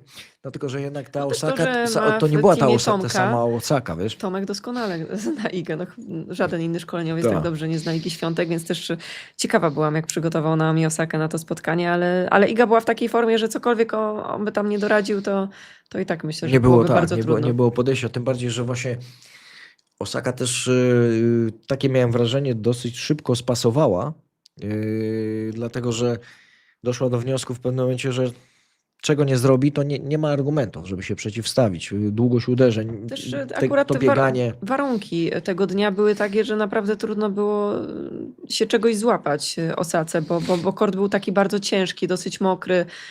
No jednak ona potrafi mocno uderzyć, ale tutaj Iga do tych piłek dobiegała i odgrywała właśnie z taką mocną rotacją gdzieś tam przy końcowej linii i przy liniach bocznych i też super, że ona grała nie na takim dużym ryzyku. Mówię o Polsce tutaj, tak? W sensie to były zagrania bardzo trudne do odegrania, ale to nie były zagrania, gdzie ona się spieszy, gra gdzieś bardzo blisko linii, że podejmuje takie niepotrzebne ryzyko, prawda? Tutaj była taka właśnie dobra, solidna gra na nawierzchni ziemnej. Osaka została przeskoczona dosyć szybko, no i następna była w kolejce Pegula. Wszyscy mówili, jaki będzie ciężki mecz, bo ta Wszyscy Pegula... już wyliczali, ile Tak, to tak, tygodni Iga tak, Świątek nie tak. wygrała z zawodniczką z czołowej Tak, dziesiątki, a dziesiątki. ile to tygodni nie awansowała poza ćwierćfinał turnieju. Tak. Wyliczanek było co niemiara, ale ja nie wiem, czy... Patrzyłem na ten mecz od początku do końca i nie wiem, czy Pegula za intensywność grania w tej pierwszej części sezonu też nie płaci teraz za dużej ceny, bo ona tą białą flagę wywiesiła dosyć szybko. Tutaj też... Nie wiem, akurat to nie jest taka tenisistka, która by kiedykolwiek wywiesiła białą flagę. No. Ale ja nie widziałem błysku, wiesz? Ja nie widziałem Błysku nie w było, oku. to po prostu nie był jej dzień. Woli walki, tak. Ale zresztą Pegulę to znamy, bo ona nawet rozgrywając świetny turniej, nagle, nie wiadomo skąd, z dnia na dzień, wygląda to tak, jakby ktoś podmienił zawodniczkę. Przychodzi, gra, no Ja nie, dawno takiej Peguli nie widziałam podmienionej, przyznam ci szczerze. bez uśmiechu, ale ja nie mówię o tym To turnieju, ostatnie- tylko wcześniej i rok temu, także ona też potrafi tak zagrać. Z tym, że Świątek grała tak, że argumentów za bardzo nie było, no bo Pegula na korcie twardym to i szybkie, płaskie No to ja granie. bardziej się skłaniam właśnie ku To temu, tak. że Iga tak grała, że stąd też ta Pegula tak wyglądała słabiej. Dokładnie tak. No i po tym meczu z Pegulą, no to powiem ci, przeczytałem 100 000 artykułów na temat tego, że wróciła stara dobra Iga. Mhm. No i tak pomyślałem, rzeczywiście, znaczy stara dobra to tak, nie lubię tych określeń, bo to takie troszkę jest nieeleganckie, ale wróciła dobra Iga. Przede wszystkim nie rozdająca punktów na prawo, na lewo, grająca ciut wolniej, za to trochę wyżej, co bardzo mi się podoba akurat w przypadku... Odejmująca czasami z Tak, tego odejmująca tempa z akcji. mocy, tak, nie zmieszając rotacji, dodaje trochę paraboli, piłka jest wredna, skacze jak wściekła. Natomiast właśnie zniknęły zastraszające liczby tych błędów niewymuszonych, kiedy ona nagle nie wiadomo skąd, były takie momenty, prawa, lewa, strzał 1,5 metra gdzieś z boku i się zastanawiamy, skąd taka decyzja. Tej Igi nie było przez te 2 mecze, o których mówimy, aż przyszła Svitolina, no i tu się zaczęła walka na przysłowiowe noże. I tutaj mi się wydaje, że możemy powiedzieć, że Iga może nie wróciła, ale wraca. Natomiast jeszcze brakuje trochę tej stabilizacji i też no, fenomenalnej dyspozycji Svitolina, która przebijała tych piłek no, tyle, że cały czas coś wracało na stronę Igi, co mi się wydawało często, że już nie wróci. No, w ogóle i Svitolina, i Kostiuk, zobacz jak dobrze przygotowane fizycznie, prawda? Że ten ukraiński Straszna tenis wola taki walki mocny. Teraz i po ta stronie wola walki, Svitolina. dokładnie. Okrutna. Tak. Wydawało się, O że każdą piłkę nie da rady, ona tego tak. pierwszego seta wyszarpała, aczkolwiek końcówka była słabsza w wykonaniu Igi. Nie oszukujmy się. No, tak wszyscy patrzą, porównują, że ten drugi set wygrany przez Igę to tam chyba było 10 niewymuszonych błędów, a w sumie było około 50, że faktycznie ten pierwszy i trzeci set to było dużo błędów Igi. Tak, było dużo błędów Igi. Nie ma jeszcze tej takiej stabilności w grze, ale ja widzę większy spokój w grze Igi. taką większą radość z gry po prostu. Nawet przypomina mi się sytuacja nie z meczu ze Svitoliną, ale z meczu z Osaką. Nie wiem, czy kojarzysz, ale ona jak pierwszą piłkę meczową zepsuła i to zepsuła sama, to tylko się uśmiechnęła i Uśmiechnęła powiedziała się. do swojego teamu sorry, Tak, że przepraszam, że nie tak to miało wyglądać. tak. Nie było takiego zdenerwowania na siebie, że Jezu, piłka meczowa, a ja tutaj A ja zepsułam. psuję, Tak. tak. I w tym meczu ze Svitoliną też ja miałam wrażenie, że jest taka radość z gry. Było kilka takich zagrań, których u Igi od dawna nie widzieliśmy i tutaj ukłony dla trenera Francisco Roździa, tak? Który gdzieś tam o kulach chodzi No po właśnie, tych tak. kortach. Nam gdzieś kośtykał. Natomiast wydaje mi się, że udało mu się, mówię o trenerze hiszpańskim, e, znowu zmotywować Igę, żeby wróciła na takie dawne tory, kiedy była w tym swoim najlepszym okresie konstruowania bardzo cierpliwie akcji punktowych, żeby właśnie nie decydować się na strzały z pierwszej, z drugiej, nawet trzeciej piłki, tylko żeby mieć satysfakcję z tego, że ona gra 5, 10, jak trzeba to 15 razy. Jest krótsza. Jest krótsza, wtedy koniec. Bo to była Iga z tych najlepszych Tak. swoich okresów, kiedy budowała te serie i wygrywała praktycznie wszystko, co tylko można było wygrać. I chyba to wraca. Nie kompletnie jeszcze nie wróciło tak na 100%, bo końcówka ze Svitoliną, tam się pojawiło kilka takich strzałów bez uzasadnienia. Nie wiem, na pewno okoliczności w ogóle tego meczu, bo o tym też musimy powiedzieć. Trzeba być trochę, nie boję się użyć mocniejszych słów, niespełna rozumu, żeby ułożyć tak grafik turnieju, żeby panie czekały na mecz panów, który z założenia wszyscy wiedzieli, że będzie długi, bo tam na tym poziomie w męskim tenisie nie wygrywa nikt 6-1, 6-1, nie. No w ogóle znając prognozy i wiedząc, że te mecze będą przerywane deszczem, no, kochani organizatorzy, może zacznijcie jednak trochę wcześniej, bo przecież tak się robi. Nawet na Wimbledonie są godziny meczów przecież przekładane, żeby właśnie później nie doprowadzić do takiej sytuacji, że gdzieś bardzo późnym wieczorem ktoś wychodzi na kort, kiedy też jest zimno, więc no, szansa, że będzie jakaś kontuzja niestety jest również większa, bo weź się rozgrzej takiego meczu, a przypuszczam, że Svitolina z Igą to się rozgrzewały pewnie ze 4 razy, Zresztą, bo tam tak. co chwilę się wydawało, że może już się skończy ten mecz, a nie, jednak się nie skończy i bądź tu mądry, o której wyjdziesz na kort. One wyszły 22:30, z tego co pamiętam, skończyły parę minut przed pierwszą. To nie jest pora na maksymalny wysiłek fizyczny, a ten mecz był bardzo fizyczny, bo panie naprawdę okładały się nie z tej ziemi, biegały.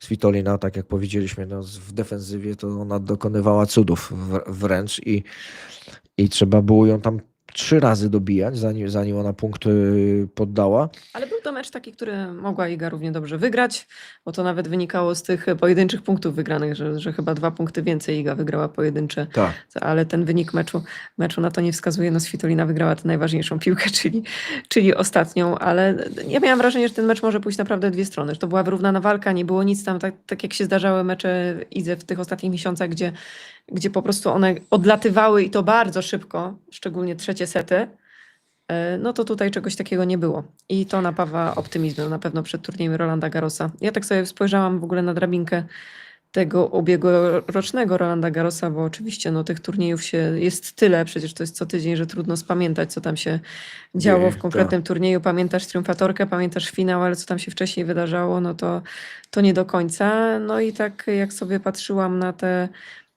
taką decydującą fazę Sabalenka Dżeng, później z tego wychodzi Sabalenka, spotyka się z Igą, która pokonała właśnie Svitolinę i później Sabalenka gra finał z Goff, który przegrywa, ale ta dolna część drabinki, no to Lois Boisson, pamiętasz? Pamiętam. Tak, niesamowita historia, niebywała i ona właśnie pokonuje Mirę Andrzejewą, później przegrywa z Coco Gauff, a Goff pokonuje Madison Keys.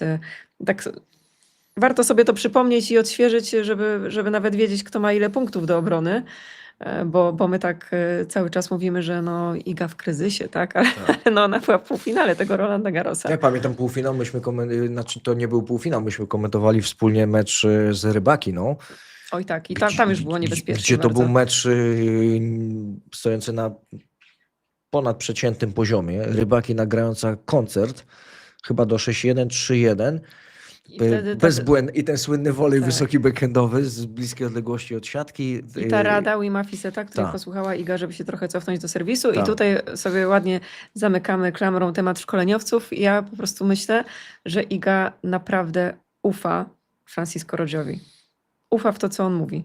I gra po prostu to, co on mówi, bo tak jak była ta końcówka współpracy z Wimem Fisetem, to nie wiem, czy się ze mną nasi słuchacze, widzowie zgodzą, ale ja miałam wrażenie, że w pewnym momencie Iga już nie wie, co grać. Czy grać to, co mówi Wim, czy to, co ona sama myśli. Tak. I się pojawiały jakieś takie dziwne błędy i tak dużo jakichś pomysłów w głowie. Ona nawet chyba mówiła, że ma natłok myśli Tak. przy tych niektórych piłkach. A tutaj jest jakiś taki bardziej prosty scenariusz, tak mi się wydaje. I też ta wiara w to, że szkoleniowiec doskonale wie, co ona powinna grać i że musi to wykonać, a nie gdzieś tam się zastanawiać, czy to jest dobre. No to pamiętasz, w przypadku Andrzejewej parę minut wcześniej rozmawialiśmy o tym wzajemnym zaufaniu, że zawodnik musi ufać trenerce, trenerowi. Z tym, że jak nie znajdą wspólnego języka, to żadne zaufanie tutaj nie będzie miało znaczenia, bo to co się chyba nie udało właśnie Fisetowi, bo on starał się dotrzeć do Igi, przekonać do swoich pomysłów. Jak wiemy, no No jednak Roć ma wsparcie Rafaela Nadala. chyba ma Troszkę łatwiej. chyba to ma trochę łatwiej, a poza tym ta filozofia generalnie Hiszpanów grania w tenisa jest dużo bardziej bliska Idze niż jakikolwiek inny styl, no bo jak weźmiemy Francuzów, grają trochę inaczej, jak grają Amerykanie, to grają trochę inaczej, a jednak Hiszpanie na czele z Rafą Nadalem, to wiadomo, że to są ludzie, którzy Szczególnie ta Akademia Rafy Nadala, gdzie bardzo mocno się trenuje i bardzo się stawia na to nacisk. No Iga jest tenisistką, która uwielbia mocne treningi. Ona uwielbia się zmęczyć, więc myślę, że to jej faktycznie bardzo odpowiada. No i ta Svitolina, która okazało się być taką zawodniczką nie do przejścia dla Igi w półfinale, wygrywa cały turniej, bo o tym mówiliśmy w trakcie programu z Coco Gauff. Dla mnie trochę zaskoczenie, bo jak patrzyłem, jak buduje Coco Gauff formę w tym turnieju z niczego praktycznie, bo ona tyle kryzysów, ja nie przypominam sobie takiego turnieju, żeby jedna zawodniczka w stylu dołków, w stylu kryzysów musiała wyjść. Przecież ten mecz z Jovic, tak na dobrą sprawę, to już tam się powinna pożegnać z turniejem. Gdyby miała Amerykanka Jovic trochę więcej ogrania, doświadczenia na tym poziomie właśnie, grania o tak wielkie stawki, to już Coco by nie było w turnieju dużo wcześniej, ale jakimś cudem sobie tylko znanym ona potrafiła wykaraskać się z tych problemów. Oczywiście zbudowała to wszystko na bazie też takiej fizyczności, bo ona grała, jak to się mówi w żargonie sportowym, ogólnie organizmem. Tam nie było wirtuozerii, tam nie było, pięknego tenisa. Tam była taka czysta żywa orka. Coco zawsze tak grała i mi to zawsze imponowało, że ona właśnie jest tak dobrze przygotowana fizycznie, że nawet jak ten forehand na chwilę się zepsuje, tak to Tak. nazwijmy ładnie, Tak. to i tak jest w stanie mecz wygrać, bo gdzieś tam na którymś etapie ten forehand wraca, serwis wraca, no i jak wrócą, to Coco jest bardzo trudna do przejścia. Właśnie też przez to, że ona odbiera kolejną i kolejną i kolejną piłkę i ona jest jak taka tenisowa ściana i gdzieś przeczytałam taką opinię i zgadzam się z nią, że to będzie bardzo ciekawy turniej Rolanda Garrosa, bo te dwie tenisistki, które przez ostatni rok miały problem z taką stabilizacją formy, czyli właśnie Iga Świątek i Coco Gauff, zdaje się, że zaczęły troszeczkę bardziej tę formę stabilizować. A Coco też wybrała trochę inną drogę. Myślę, że Oj, zupełnie inną. jedna z podpowiedzi francuskiego trenera z boksu, Coco Gauff, brzmiała w ten sposób, bo tam była taka przerwa w meczu z Kirsteą, jakiś widz miał problem zdrowotny, oczywiście nie wiemy jaki, ale przerwano mecz na kilkanaście minut. Coco podeszła do boksu i tłumaczył trener, właściwie krótka to była taka podpowiedź, powiedział jej w prosty sposób: słuchaj, grasz każdy punkt w ten sposób, jakby miał się z urzędu składać z 20 przebitych piłek na drugą stronę. Nic innego mnie nie obchodzi, tylko masz po prostu stać i przebijać na drugą stronę. Czyli wiadomo było, że ten aspekt zdrowotności w cudzysłowie, czyli fizyczności, biegania, kondycji jest brany pod uwagę na pierwszym planie, bo jednak Kirstea odbudowała się, gra turniej życia, robi półfinał w tysięczniku, ale ma 36 lat, więc wiadomo, że jeżeli Koko wrzuci wysoki topspin i będzie grała prawa-lewa, no to Kirstea prędzej czy później, no, brzydko mówiąc, padnie na tym korcie i nie będzie miała już sił, żeby grać skutecznie. A ty lubisz taki tenis? Bo ja tak się spotykam z bardzo różnymi opiniami, jeśli chodzi o taki tenis właśnie na przebicie. Mi osobiście to bardzo imponuje, szczególnie na nawierzchni ziemnej. Ja lubię te długie wymiany, mi się to podoba. Ja w ogóle zawsze lubiłam tenis na mączce najbardziej, ale niektórzy mówią, że to jest męczarnia to oglądać. Wiesz, z tym tenisem to jest tak, że mamy 3 rodzaje grania, tak na dobrą sprawę, bo mamy mączkę, mamy trawę i mamy kort cementowy. O ile mączka jest dosyć, patrzymy na czas procentowo w sezonie, o ile mączka jest, no zajmuje, ja wiem, ze 30% No, czasu. coraz krótszy jest ten sezon, bo też bardzo wymagający fizycznie właśnie. Tak, cement zajmuje najwięcej, no a ta trawa to wiadomo, że to są szczątkowe turnieje, zaledwie kilka imprez i to jest właśnie fajne, bo ja też tak jak ty lubię patrzeć na długie mecze na korcie ziemnym i doceniam bardziej tych tak zwanych rzeźbiarzy, czyli specjalistów, którzy biegają gdzieś tam daleko, wiesz, od pelargonii do pelargonii To na jest tym Rolandzie. Te wybiegi mają tam po 15 metrów. Rafa tam zaczepiony o ścianę, grający, wiesz, dobiegający wszędzie. I to jest specyfika nawierzchni i turnieju, na które ja czekam, jak przychodzi ziemia. Jak jest cement, to doceniam gości i panie, które grają szybko, z kozła, tak jak Pegula, czy jak no, nawet Rybakina wtedy trochę bliżej podchodzi. Inny sposób grania. Jak jest trawa, to zobacz, ile takich fuksów mieliśmy podczas turniejów wimbledońskich. A to ta Tatiana Maria półfinał robi w Wimbledonie. No gdzie ona może zrobić półfinał, jak nie w Wimbledonie? A to wygrywa Wądruszowa nawet. Wygrywa Iga, która mówi, nienawidzę trawy, ale kiedy się do niej przekonam. Przekonała się wcześniej niż później. No Krejczykowa to okej, no to ją uznaję, bo to stylistka, która gra świetnie Tak, to technicznie świetny pod wynik trawę. Jenny Bouchard, która Tak. ogólnie zniknęła potem, więc... Więc tak jak powiedziałaś, każda nawierzchnia ma swoją specyfikę i to jest właśnie piękno tenisa, że nie jest wszystko wiesz, pod linijkę przez cały sezon się ciągnie, tylko mamy różnorodność i dobrze, bo to też powoduje, że zmieniają się zawodnicy. Kiedyś Hiszpanie mówili, nie, trawa to dla krów, my nie będziemy tam jeździć, bo nie ma sensu, bo my stoimy daleko, a ci wszyscy dobrze serwujący biegają serwis siatka i my nie mamy jak na to odpowiedzieć. Maria Szarapowa z kolei mówiła, że na mączce czuje się jak krowa na Dokładnie. lodzie, bo nie potrafi się Nie potrafiła ślizgać. się ślizgać. Serena Williams też nie ślizgała się na korcie, a jakoś Roland Garros potrafiła wygrać właśnie bez ślizgu, bo Szarapowa to się nauczyła ślizgać. To inna sprawa. Ja najbardziej lubię mączkę. Hiszpanie wrócili na Wimbledon i wygrywali. I Rafa dwukrotnie wygrał, choć też mówiono o nim, że w życiu trawy nie powinien dotykać, bo jest specjalistą na korcie ziemnym. No to udowodnił wszystkim, że potrafi wygrać. Także to akurat ten krótki, ale odcinek tenisowego sezonu na korcie ziemnym mnie bardzo odpowiada. I właśnie ja się delektuję. Okej, no ktoś powie mecz 5 godzin, za długo, tak? Można zrobić obiad, zjeść obiad, można iść, Super. wiesz, na spacer, Wymarzony wrócić dzień. i jeszcze i w aplikacji grają. i grają cały czas. Skarpetki uświnione, nie do odeprania, ale taka jest właśnie jest ta specyfika. Słowo jeszcze o męskim turnieju. Znaczy, Svitolinie generalnie gratulujemy, bo patrząc na jej postawę w całym turnieju, należało jej się. Pokonała bardzo dobre dziewczyny. Była, jeżeli chodzi o mecz z Igą, wynikowo, stricte wynik 6-2 w trzecim. Nie możemy powiedzieć, że jakieś szczęście miała, czy jakieś dziwne okoliczności. Po prostu wygrała i wybiegała sobie to spotkanie.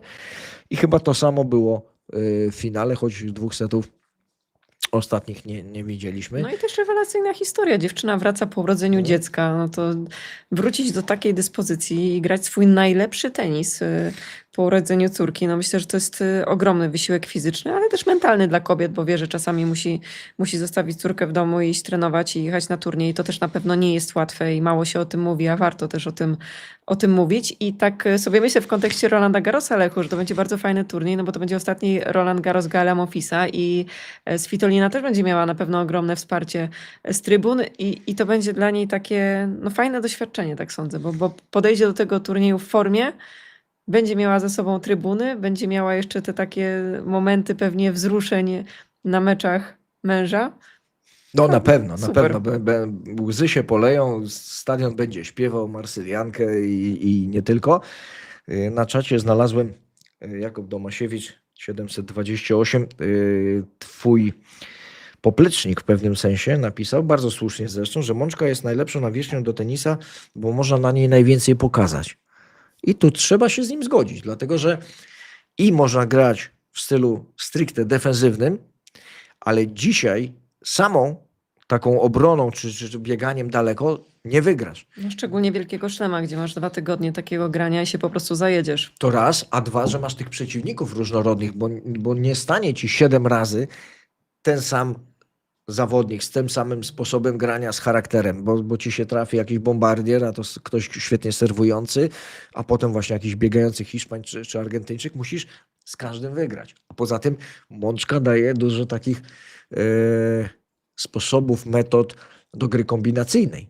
Bo jednak tego czasu jest trochę więcej jednak niż na trawie czy na szybkim cemencie. Jednak do kombinacji, a skróciki wiemy, że Hiszpanie czy inni południowcy to uwielbiają i to też Pana jest... Carlosa Ferrero, taki No właśnie. forehandowy. No już go zaczyna brakować, bo wiemy, że go nie będzie. Zastąpi go, miejmy nadzieję, Hodar godnie. Także Hiszpanie nie powinni narzekać. Turniej męski w Rzymie jutro się skończy. O 17 jest finał.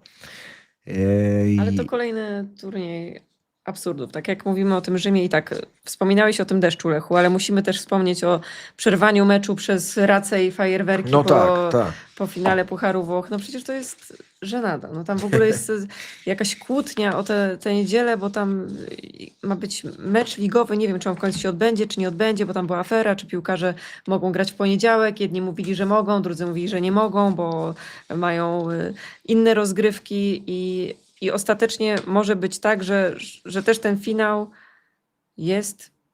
miał być w godzinach, tak, ten finał miał być w godzinach tego meczu piłkarskiego i policja cała oczywiście postawiona do pionu, no bo to przecież ważne wydarzenia, 2 dziejące się obok siebie i ogólnie chyba Włosi nie są mistrzami organizacji, taki mam wniosek i nie wyciągają Wniosków żadnych? No No bo jeśli już na początku turnieju masz takie momenty, że się mecze zaczynają bardzo późno, no to no nie idź w zaparte, no pomyśl, że jednak no też, żeby ci tenisiści mogli się zregenerować, bo wiesz, no wygrał ten Sinner z Miedwiediewem po ciężarach ogromnych, ale on ma dużo mniej czasu na regenerację niż Tak. Kasper Ruud. No to w ogóle jest nieporównywalne. No jedną rzecz trzeba wziąć pod uwagę, że pogoda bywa kapryśna, nie ma ani jednego dachu, więc jeżeli problemy pogodowe się zaczynają, to się robi klops po prostu.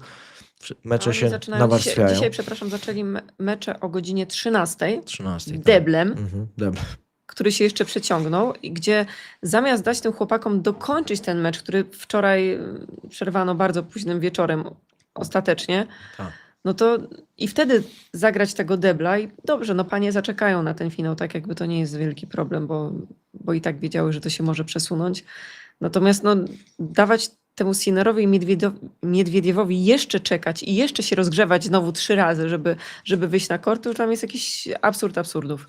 No i jeszcze a propos właśnie Jannika Sinnera, bo też doszło do kontrowersji, nie pierwszej zresztą, w trakcie meczu poprosił o przerwę medyczną ze względu na łapiącego skurcze. Miedwiediew zaczął protestować. Okazuje się, że bardzo słusznie, dlatego że w przepisach ATP nie jest przewidziana jakakolwiek interwencja medyczna ze względu na skurcz.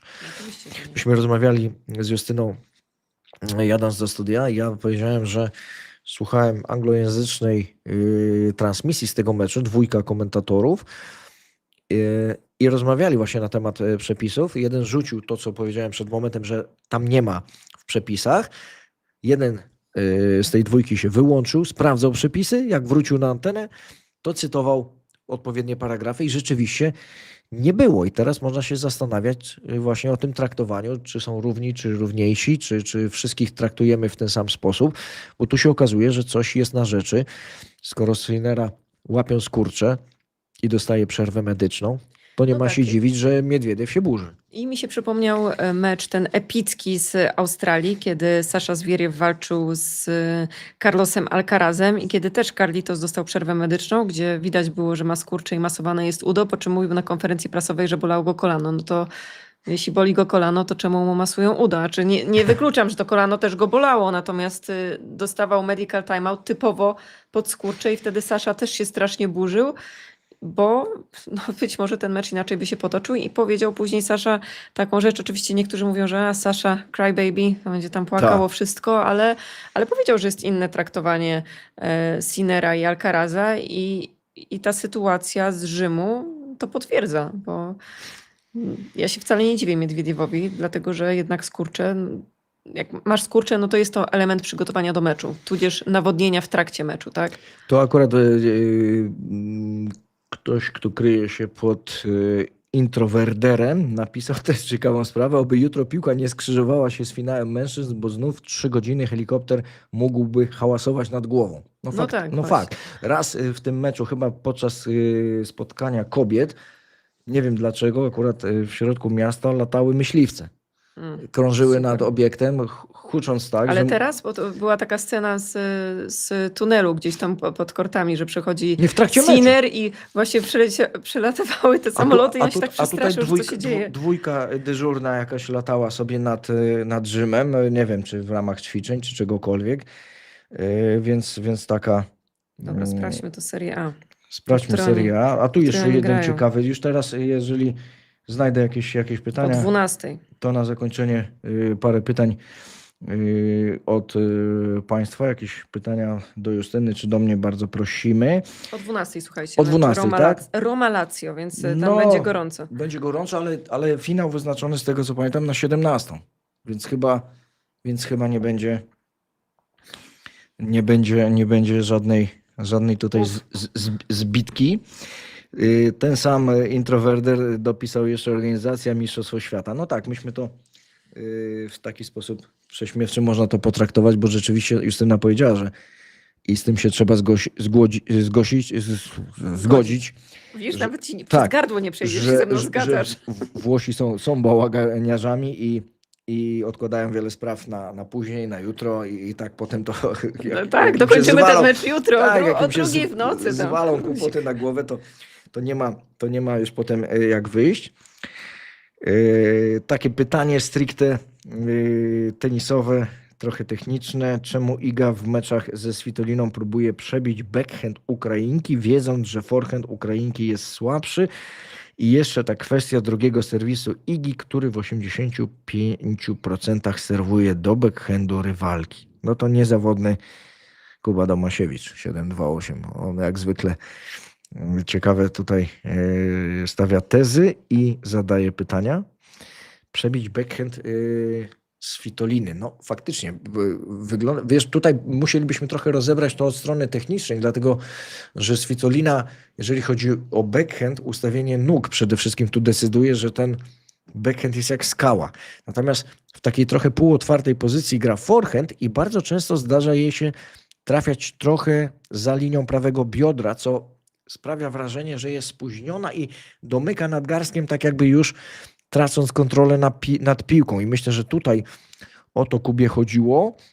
Ale ona bardzo poprawiła ten forehand. W ogóle jak sobie przypomnimy Svitolinę sprzed lat, jeszcze sprzed ciąży, nawet to ona była taką klasyczną, jak to się nieładnie mówi, przebijaczką, a teraz potrafi dołożyć od siebie, potrafi przejąć inicjatywę w wymianach. I też mi się wydaje, tu też w ciągu dalszym odpowiedzi dla Kuby, trochę więcej tego forehandu zmienia kierunki, ale też ustawienie w fazie wstępnej, przygotowania do uderzenia, jak tylko ma czas, to bardzo często wraca do półklasycznej pozycji. Nie, ja nie mówię takiej klasycznej, wiesz, gdzie masz czas, stoisz boczkiem, ładnie, rączka, tylko właśnie wykorzysta za każdą możliwością, za każdą piłką, która właściwie daje takie możliwości.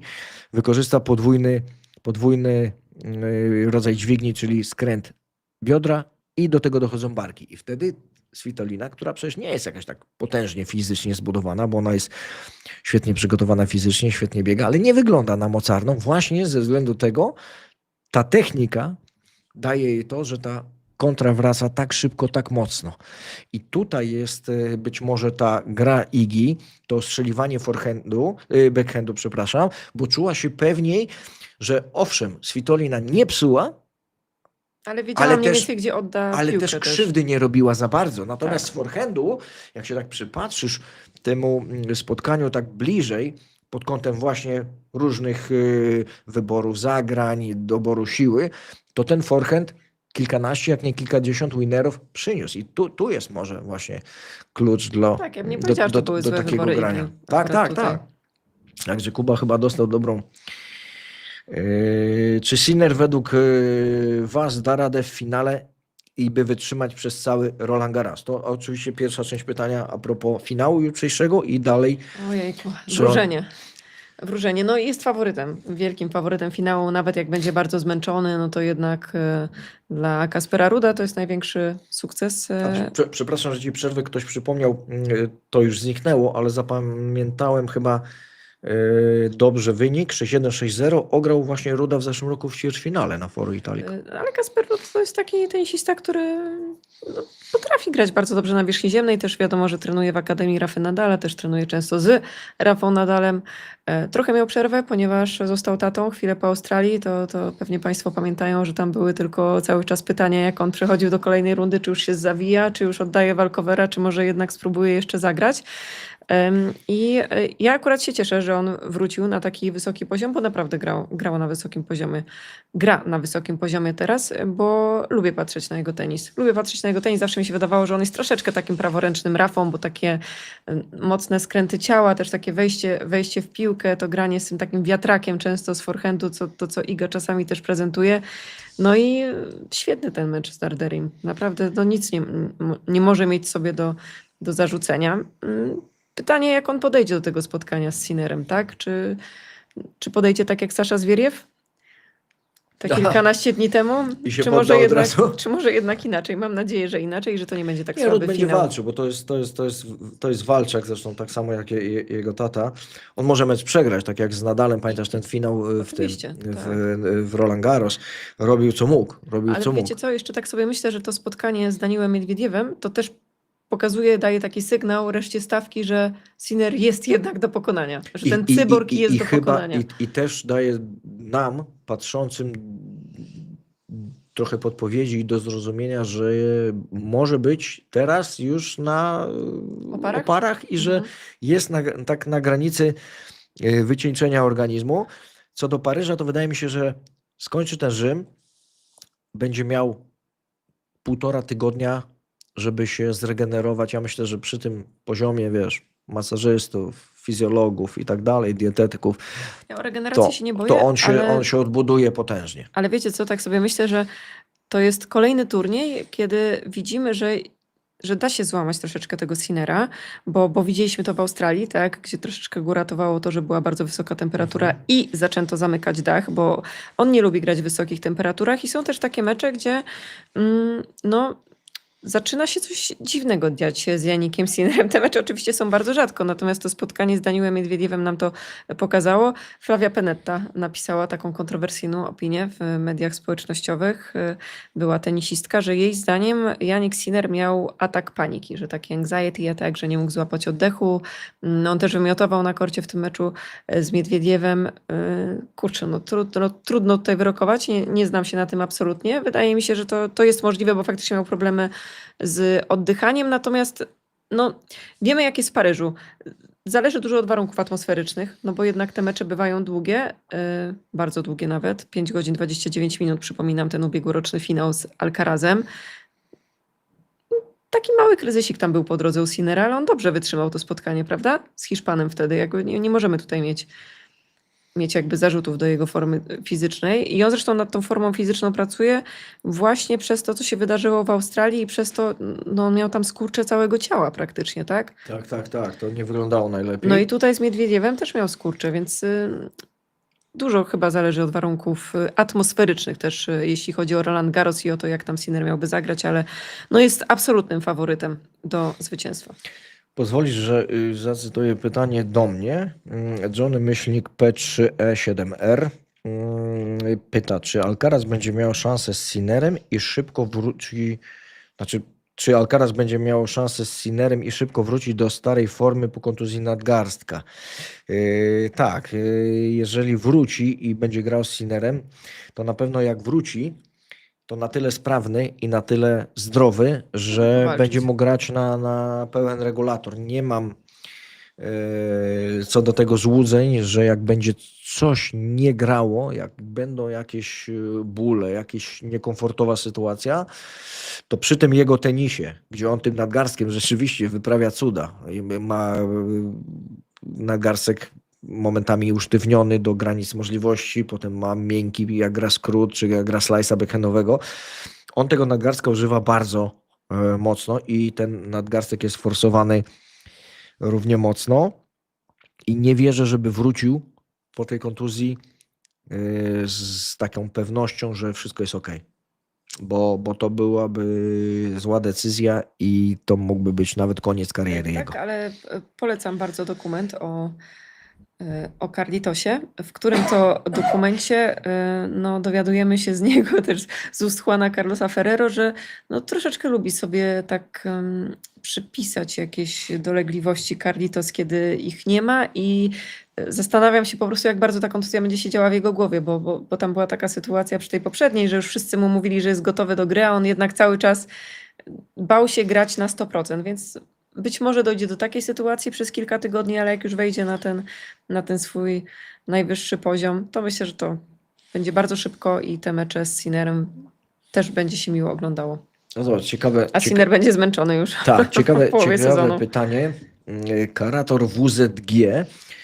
Czy brak Alcaraza w Roland Garros może sprawić, że stary lis Djokovic zrobi kolejny finał szlema, a może coś więcej? O, właśnie spojrzałam sobie przed programem na drabinkę Roland Garros 2025 i tam jednego półfinału już nie mamy przed startem turnieju, bo to był Alcaraz z Musettim. Oba już się wycofali z rozgrywek. Dużo zależy od losowania. Bardzo dużo. Ja myślę, że tak. Nowak Djokovic oczywiście nastawiony na turnieje wielkoszlemowe, ale jak sobie spojrzymy na te ostatnie występy, to tej siły i tego organizmu starcza mu do pewnego momentu. To są oczywiście te decydujące momenty wielkich szlemów. On tam cały czas się znajduje, on cały czas jest w tej ścisłej czołówce i on też potrafi grać w wielkich szlemach po prostu. I wydaje mi się, że tam nie brakuje nawet tenisa, nie brakuje często też tej dyspozycji takiej stricte fizycznej, jeśli chodzi o kondycję, bo kondycję on wciąż ma. Największym problemem ostatnio były te odciski, no bo jednak obciążenia i to ślizganie się i to, jak się zachowuje twoja stopa w bucie podczas treningu, kiedy nie dajesz z siebie jednak 100%, a turniej wielkoszlemowy, kiedy dajesz z siebie czasami nawet 110%, no sprawia, że te stopy nie wytrzymywały u Djokovicza. I no, kurczę, jak czasami widziałam, te zdjęcia były takie niesamowite z Australii, że jemu już tam skóra po prostu z palca dużego odpadała, no to sobie myślałam, jak on jest w stanie grać w ogóle. Też ciekawe pytanie znalazłem. Ja nie słyszałem tej wypowiedzi Liny Svitoliny z konferencji prasowej. Może ty słyszałaś i będziesz mogła coś o tym powiedzieć? Mateusze 5388. Co sądzicie o tym, że Elina przed meczem dała sygnał, że nie boi się Igi, wie jak z nią wygrać, słowa z konferencji. Rzadko kobiety przed meczem tak mówią, a raczej są stonowane w wypowiedziach. Nie wiem, czy ci wpadła w ucho ta wypowiedź. Ja nie słyszałem, przyznaję się, Nie ale... słyszałam również, ale jeśli tak powiedziałam, to Ale good for her. No. Tak Jakby jest, fajnie, trzeba podchodzić do meczów optymistycznie. z dużą pewnością siebie Mhm. i optymistycznie. No, sprawdziło się akurat w tym przypadku. Tu się sprawdziło, akurat sprawdziło się. Wiedziała, w jak grać wypadku z Igą całego i turnieju, tak. też nie panikowała w tych momentach, kiedy Iga grała bardzo dobrze. A jeszcze, poczekaj, bo jeszcze wrócę do Mhm. odpowiedzi na to pytanie, czy Djokovic może tam namieszać. Kurczę, no ja mu kibicuję, fajnie było, gdyby tego kolejnego szlema wygrał, ale no nie widzę tego, żeby było zwycięstwo. Będzie o to bardzo trudno. Ale w tenisie nie ma rzeczy niemożliwych. A ja tak jeszcze kończąc ten wątek, wydaje mi się, że gdyby miał dorzucić, bo na pewno jedynym marzeniem, jakie zostało teraz Djokoviczowi, to jest dorzucenie tego 25 Tego tytułu. No, jednego, tak.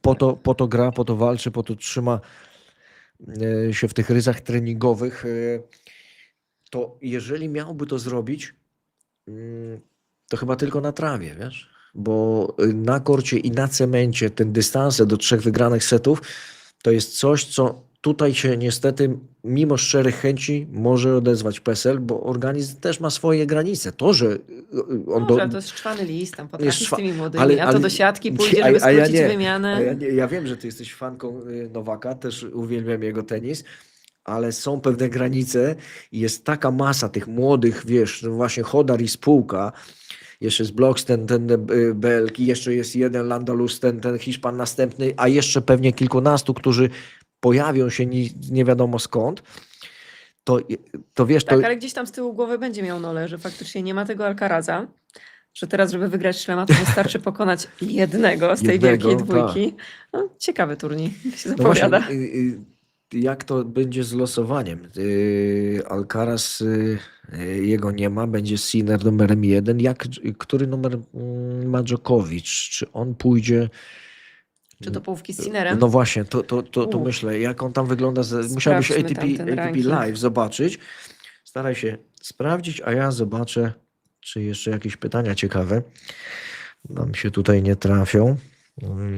No tak, no Sinner 1 wiadomo, z 2 będzie Sasza, no i wychodzi na to, że z 3 będzie Nole. Bo jest teraz 4. Pytania, co z Hubertem Hurkaczem? No to też jest ważna sprawa, bo Hubert Hurkacz, sprawdzałem, nie pojechał do Genewy. W Genewie, wiadomo, w ubiegłoroczny finał z Djokovicem. Zresztą i Djokovicza nie ma, i Huberta, czyli finalistów nie ma. Sprawdzałem jakieś mniejsze turnieje, które teraz są rozgrywane. No też może nie sprawdzałem zbyt dokładnie, ale jeżeli chodzi o cykl ATP, to nie widziałem tam Huberta. Nie wiem, czy ma jakieś kłopoty zdrowotne, bo jakaś taka dziwna cisza zapadła. Żadnych informacji z obozu Hurkacza. Przegrał w Rzymie. Przegrał w Tyle. Rzymie, tak. Nie jest już znowu najlepszym tenisistą z Polski, bo No to nie też jest, tak. jakby stracił trochę punktów. Jest 79, Kamil Majchrzak 77. Nie, na pewno jeśli zagra w Roland Garros, no to myślę, że będzie w pełni sił, żeby walczyć i też to ciśnienie gdzieś tam zeszło na pewno z niego. Już zupełnie inne są oczekiwania samego też Huberta wobec tego, czego może dokonać w kolejnych turniejach. No, widać, że ta forma też zaczęła troszeczkę wracać. No, zmiana trenera może pomogła, może gdzieś tam ten spokój złapał Hubert, że on nie musi już, że nie musi od razu, że to jest proces i trzeba ufać procesowi, jak to się ładnie mówi. No, nigdy nie był fanem grania na tym pełnym dystansie trzysetowym w wielkich szlemach, a jak wiemy, paryski turniej, no to jest sprawdzian dla fizyczności potężny. Nigdy też ta ziemia akurat paryska, chociaż mówiliśmy, że przy jego sposobie grania, przy tym potężnym serwisie, dobrym forehandzie, takich czasami, no trochę za mało, ale skłonnościach do gry przy siatce, to ta ziemia powinna mu odpowiadać, ale jakoś te wyniki nigdy się nie sprawdzały. Fajnie, że zszedł na ten poziom challengerowy znowu, że tam troszeczkę tych meczów zagrał, no bo przecież był finał w Cagliari, przegrany z Arnaldim. No i teraz ta porażka z Hanfmanem w 3 setach. Dużo chyba, ja bym tutaj znowu mówiła o tych warunkach atmosferycznych, bo akurat w kontekście Paryża i w kontekście takich tenisistów bardzo mocno serwujących jak Hubert to ma znaczenie. Jeśli kort jest troszeczkę bardziej mokry, trochę wolniejszy, no to na pewno ten return jest łatwiej, też te wymiany są dłuższe i Hubertowi będzie trudniej, a jak będzie ciepło i będzie trochę bardziej sucho, to myślę, że może tam fajnie zagrać. Ja tak jestem pozytywnie nastawiona do Huberta. trochę z innej beczki. Tu piszą nasi widzowie, że trzymamy kciuki za naszych w eliminacjach, bo rzeczywiście to warto o tym powiedzieć. Mamy, akurat tak się złożyło, że panie mamy w stawce, w kwalifikacjach Linda Klimowiczowa, Kasia Kawa i Maja Chwalińska. Powiem Ci szczerze, że no, to taki turniej, który szczególnie Maja Chwalińska, świetne wyniki, te 125, Kawa też. Klimowicowa jest już w Paryżu, nawet widziałem dzisiaj relację, trenowała, bo ona zmieniła sztab, trenuje z Tomkiem Iwańskim w Łodzi, reprezentuje cały A propos czas. sztabów, to zapomnieliśmy wspomnieć, że była Vicky Mboko widziana z Willem Fisetem na treningu. To jest dobry news, może to jest coś nowego, chociaż oficjalnie jeszcze nie ma żadnych. Oficjalnie nie. Klimowiczowa jest w Paryżu, trenowała na największym obiekcie. Widziałem zdjęcia. Linda Klimowiczowa to taka jeszcze z dużym potencjałem zawodniczka, z fajnym, ciekawym tenisem, ale dla mnie taka trochę jeszcze nieodgadniona. Tak to bywa w przypadku, moim zdaniem, takich zawodniczek, że potrzebny jest jeden wielki wynik. Jeden strzał taki, wiesz, taki Wiary w siebie. I wtedy ta wiara w siebie będzie potężna i tego jej życzymy. No fajnie by było, żeby się chociaż jedna zakwalifikowała z tej trójki do turnieju głównego, żebyśmy tych reprezentantów mieli więcej, no bo to lepiej się taki turniej pokazuje, jak mamy Polaków. I taką autopromocję od razu możemy, bo wyjątkowo będzie pokazywany ten Roland Garros w Eurosporcie, ponieważ są nowe kanały Eurosportu. No już w sumie nie są aż tak nowe, ale w coraz większej liczbie domów goszczą Eurosport 3 i 4 i tam będzie tenis praktycznie 24 godziny na dobę, więc zapraszamy. Oczywiście w HBO Max wszystkie mecze, natomiast jeśli chodzi o kwalifikacje, no to będziemy pokazywać te dwa główne turnieje, na których są kwalifikacje, czyli między innymi główne korty Cortland Glen, ale jak tylko będzie zaczynał się jakiś mecz Polki, no to też tam się będziemy przenosić, więc zachęcamy do oglądania. Tak, będzie co oglądać, tym bardziej, że o tym wspominała Justyna, nie będzie problemów z pogodą, bo myśmy nigdy nie zaglądali w kwalifikacjach na te największe obiekty, zawsze gdzieś te eliminacje były tam z boku rozgrywane, a tutaj Suzanne Lenglen, kort, który daje możliwość grania w hali, więc wszystkie, chyba 4, tak? Planowo dziennie są 4 mecze tak na takim korcie, tym Suzanne Lenglen, więc to nie jest powiedziane, że któreś z Polek nie trafi na Suzanne Lenglen. To też jest kwestia Oczywiście. losowania. A już najlepiej jakby grała z francuską, no to wtedy wiadomo, że Lenglen gwarantowany. Lenglen jest gwarantowany. Piszą nasi widzowie, że strasznie żałują, że tego Alcaraza nie będzie. No, my też żałujemy, no bo to facet daje tyle kolorytu, tyle się dzieje na mecze z jego udziałem, bez znaczenia, czy to pierwsza runda, czy finał. Patrzy się z przyjemnością. Oby tylko się nie sprawdził taki scenariusz, że on w tej pierwszej fazie, jak już wszedł na te salony, był 1, 2. Pamiętasz, myśmy mówili nie raz, nie dwa, że on pokazuje czasami dużo więcej niż potrzeba i żeby to się nie skończyło jakąś kontuzją, bo gra dla publiczności, bawi publiczność, a brakuje mu troszkę takiego No, ta sprytu kontuzja, którą Nowaka. ma, to eksperci twierdzą, że nie jest przewlekła, więc raczej to nie jest uraz, który będzie wracał. Myślę, że jednak dobra decyzja jego, żeby odpuścić ten Roland Garros. Okej, no ważny turniej, w którym broni tytułu, natomiast to jest jeszcze tyle lat kariery No tak. przed tym młodym chłopakiem, No że i szkoda by regeneruje było, się też żeby dobrze. właśnie teraz sobie dołożył i później przez lata się męczył z jakimś urazem. Chociaż powiem Ci, że jak mówisz nadgarstek i choroba nieprzewlekła, to Juan Martín del Potro mi się przypomina i jego nadgarstek, który był operowany Ale to zupełnie inny uraz. multum i on wracał i potem znowu kończył i to też była taka kariera przeplatana kontuzjami gościa, który grał też w tenisa świetnie właśnie, tylko tam chodziło chyba o lewy nadgarstek, wiesz, u Del Potro. A u Carlitosa chodzi o prawy, z tego co wiem. Także to jest taka sprawa. I jeszcze zobaczmy, czy coś konkretnego tu się Państwo od nas spodziewacie. Sinner Miedwiediewa się przestraszył. Ja wiem, czy on się przestraszył Miedwiediewa. Swoją drogą, że Miedwiediew zaczął tak grać na nawierzchni ziemnej.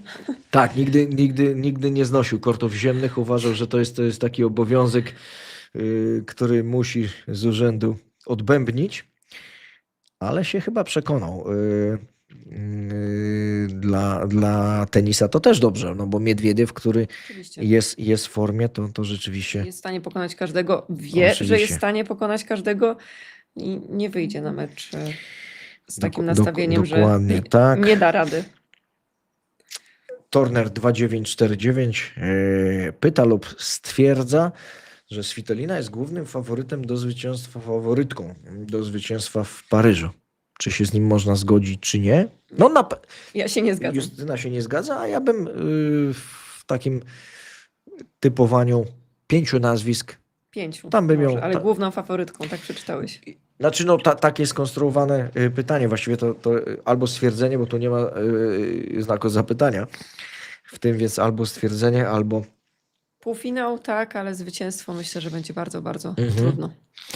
no ten kort, szczególnie właśnie centralny Filipa Chatrier jest specyficzny. To zresztą każdy kort ma swoją specyfikę. W Madrycie inaczej, w Rzymie inaczej.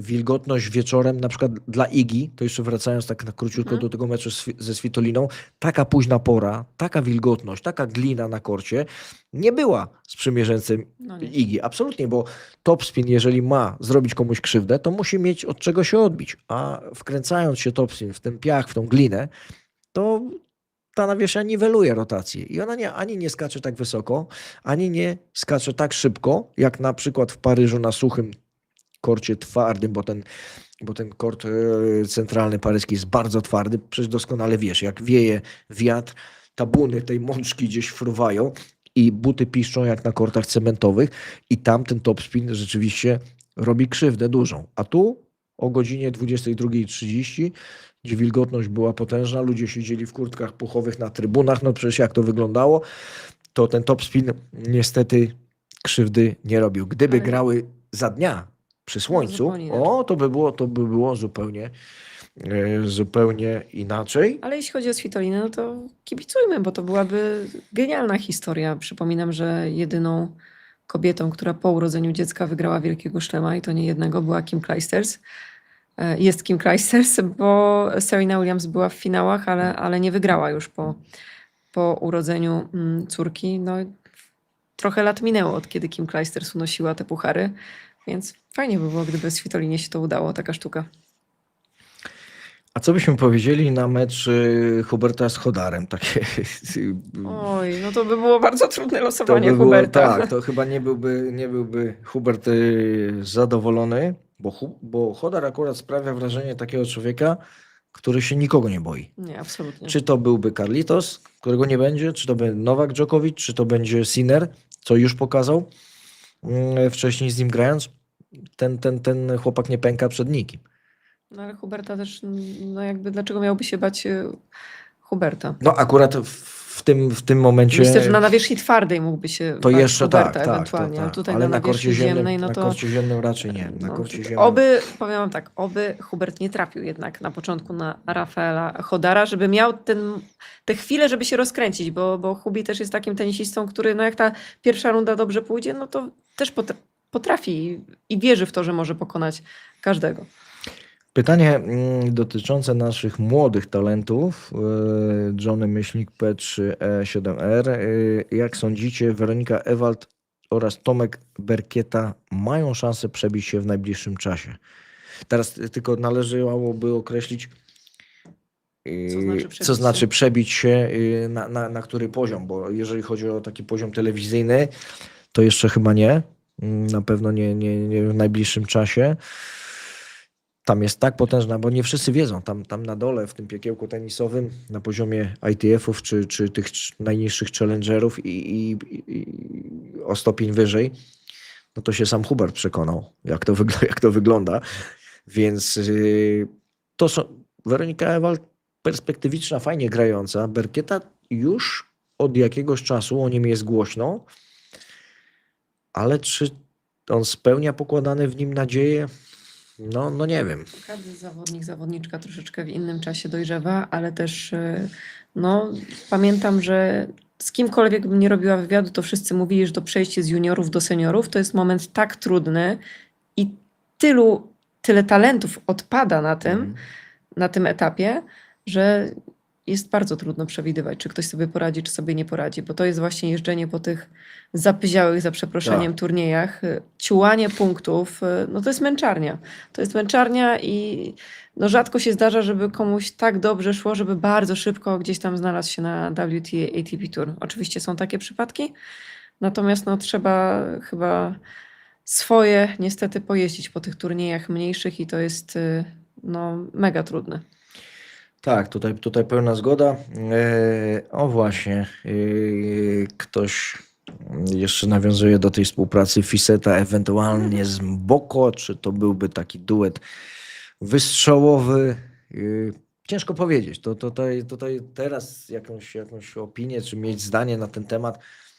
Dwa dobre nazwiska na pewno. Mboko trochę obniżyła loty, to jest inna sprawa. Myślałem, że utrzyma ten poziom i będzie skakać raczej po tych lepszych wynikach, a tak trochę nam przygasła. Ostatnią Mboko, właśnie może Hailey Baptiste ją zastąpi w tej roli takiej, wiesz, nowej twarzy. Bo No taki okres próbny na razie u Wima Fiseta, ale wydaje mi się, że akurat to jest taki trener, który pewnie na okresie próbnym zrobi bardzo dobre wrażenie. No, ogromne doświadczenie z czołówką światową, nie można mu tego odmówić i nie wiem, fajnie. Wydaje mi się, że może to wypalić. No i dobrze, no Roland Garros to będzie naprawdę wyjątkowo ciekawy turniej, bo przypominają się czasy Rafy Nadala, gdzie jak startował Roland Garros męski tenis, no to Że każda ankieta, teraz Sinner taki- każda ankieta kończyła się tym samym wynikiem. Na 100 głosów 99 oddawanych było na Rafę Nadala. Teraz Sinner, przekonamy się, jak jest mocny, bo jeżeli jemu by się udało wygrać Roland Garros i jutro uda mu się wygrać Rzym, a wszystko na to wskazuje, no to ci powiem, czapki z głów. To dla mnie kozak do kwadratu, bo nie przypuszczałem, że komuś po Nadalu uda się ta sztuka właśnie od Monte Carlo, żeby na ziemi tak dominować.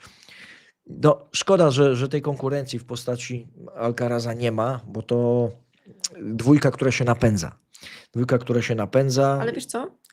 Tak paradoksalnie to może być troszeczkę gorzej dla Sinnera, dlatego że no z jednej strony gorzej, gdyby Carlitos był w drabince, z drugiej strony, no zobaczcie, teraz cała uwaga absolutnie jest na Janiku. No wszyscy mówią, że on Tak. właściwie musi to wygrać, że nie ma nikogo, kto mógłby mu zagrozić. To też nie jest taka łatwa rola przystępować do Wielkiego Szlema no z takim celem na plecach, że wszyscy chcą cię po prostu tam ustrzelić, nie? Ale kończąc wątek paryskiego turnieju, to powiem ci, że może być to wbrew pozorom jeden z najbardziej ciekawych turniejów w ostatnich latach, bo w męskim mamy Sinnera, który jest ewidentnie na pozycji numer 1, jeżeli chodzi o wszystkie typowania świata. Natomiast tych takich underdogów, tych takich, którzy też mają chrapkę na tytuł, no jest przynajmniej kilkunastu moim zdaniem. Tak samo będzie bardzo ciekawy turniej kobiecy, bo stawka się wyrównała, doszła Iga z dobrą formą, doszła Goff fizycznie i trochę się poprawia tenisowo. Svitolina potwierdziła, jest Kostiuk, która się gdzieś tam szykuje potężnie. Takie historie jak Sorana Cîrstea pokazują wszystkim, że można. jest możliwe, Tak. że trzeba do każdego meczu podchodzić tak, jakby zwycięstwo właśnie było możliwe, ponieważ przez długi czas przecież no, Rybakina i Sabalenka przez te ostatnie miesiące to były takie tenisistki, które no, były bardzo trudne do pokonania, a teraz proszę, nagle się okazuje, że złapały zadyszkę i ten Paryż faktycznie może być bardzo, bardzo, bardzo ciekawy. A ja Dobrze. mam jeszcze do Ciebie pytanie. Proszę bardzo. Bo chciałam Cię zapytać o taki, moim zdaniem, jeden z najbardziej spektakularnych upadków ostatnich miesięcy, czyli Stefanosa Tsitsipasa. Czy Twoim zdaniem Grek ma szansę się odbudować z tym samym sztabem szkoleniowym, czyli cały czas uparcie trzymając tatę, na którym się wyżywa w boksie? Tak, to jest bardzo dziwny układ, bo powiem ci, jeżeli chodzi o te związki rodzinne, to przez lata, kiedy zajmuję się tenisem i jego komentowaniem, to przeżyłem tych związków rodzinnych mnóstwo. począwszy od sióstr Williams, właśnie przez Karolinę Karolinę Woźniacką. Woźniacką, cała masa Rosjanek, Maria Szarapowa jeździła długo Maria też Szarapowa, to- ojciec tak. I jest w tym związku dla mnie coś dziwnego, nawet bym powiedział coś toksycznego, dlatego że tu mamy pełnoletniego faceta, który tam ojciec to jest na pierwszym planie, ale tam dochodzą takie słuchy, że mama też jest bardzo aktywna i ona jest jedną z tych wiodących postaci w tym boksie, mimo to, że kamery jej nie pokazują, bo siedzi zawsze gdzieś z boku i takiego parcia na szkło nie ma.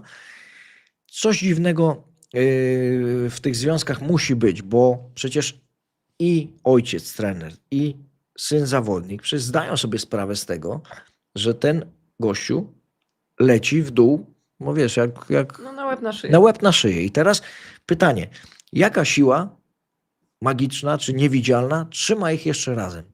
Bo przecież na zdrowy rozum, jeżeli masz syna i on zaczyna grać źle, to szukasz pomocy. Zadajesz pytania, czy może ze mną coś jest nie tak, z ojcem trenerem, czy ta współpraca się wypaliła, czy ja już mu nie mogę pomóc. No, nie możesz się kurczowo trzymać. To jest, albo nie wiem, albo jest tak związany z rodziną, wiesz, Tsitsipas, że Tak, taka moja wielka grecka rodzina. wielkie Trochę tak, wiesz co, greckie ale a wesele. propos tej mamy, przypomniało mi się, była taka scena bodajże na United Cup kiedyś, że Tsitsipas wkurzony po jakiejś zepsutej piłce tak walnął rakietą w kierunku ławki i uderzył akurat swojego tatę, który tam pamiętasz, tam są te takie duże boksy. Tak. I jemu zaczęła krew lecieć gdzieś tam z łokcia. No i ten tata był w miarę spokojny, no bo widział, że to jakby on nie rzucił w niego specjalnie i tak dalej, Tak. ale gdzieś tam na szczycie trybun pojawiła się właśnie mama, która zaczęła się drzeć tam w ogóle na tego Stefanosa i go rugać, jak takiego 5-latka w ogóle, że co on zrobił. I tak sobie myślę, że to jest bardzo toksyczne i że chyba sam Stefanos musi dojść do tego wniosku, że to nie działa. To nie działa, a to jest gościu, który ma ogromny talent i go marnuje po prostu w tym momencie. No bo zostanie, jak tak dalej pójdzie, zostanie zawodnikiem, który podobnie jak Zwierew, skończy na finale wielkoszlemowym dwukrotnie w Paryżu i nic więcej wielkiego nie wygra. Bo Zwierew też jest w tym takim, Tak. powiedzmy, sosie rodzinnym, ale u Zwieriewa aż takiego kryzysu jak u Tsitsipasa Nie nie ma. było, no bo Nie. Tsitsipas w tym momencie przegrywa praktycznie wszystko. Bardzo źle to wygląda. No szkoda, bo kapitalny tenis taki do oglądania gra Grek, ale no nie jest zbyt sympatyczną osobą, tak jak patrzę na niego, jak się odzywa do tego taty, to mam takie... Jezu. A kiedyś było inaczej. Jak grał Właśnie lepiej, było to inaczej, było widać, tak? że A tam teraz była takie- chemia, że tam było trochę radości. No wiesz, jak są wyniki, to wszyscy są zadowoleni. Jak wyników zaczyna brakować, to zaczynają się Taka nieładna ta frustracja. kłopoty. Tak. I już No, nie jest taki młody jak Mira Andrzejewa, że można mu wybaczyć. no nie, absolutnie nie. No, będziemy powolutku kończyć. Przypomnę tylko Państwu, że partnerem podcastu jest JoPro. To jest producent pysznych, wysokobiałkowych jogurtów, których ambasadorem jest Carlitos Alcaraz. No i jeszcze rzecz ważna. JoPro organizuje loterię, w której można wygrać spotkanie z Carlitosem Alcarazem i zadać mu dowolne pytanie. Link do loterii macie Państwo w opisie. Ja przypomnę jeszcze tylko, że w czwartek o godzinie 14, dobrze mówię 14, chyba o 14 jest losowanie Roland Garros, a wieczorem zaprosimy Państwa na program live, gdzie to losowanie będziemy omawiać. Obie drabinki turniejowe i pań i panów. Dzisiaj to już wszystko. Dziękujemy Państwu bardzo serdecznie. Moim i Państwa gościem była Justyna Kostyra. Dzięki. Dziękuję Ci bardzo, Justynko. Następnym razem, jak się spotkamy, skręcimy trochę klimę, żebyś nie musiała siedzieć w stylowej, jakby na to nie patrzeć, Tak. kurteczce. Dziękujemy jeszcze raz Państwu i pozdrawiamy serdecznie.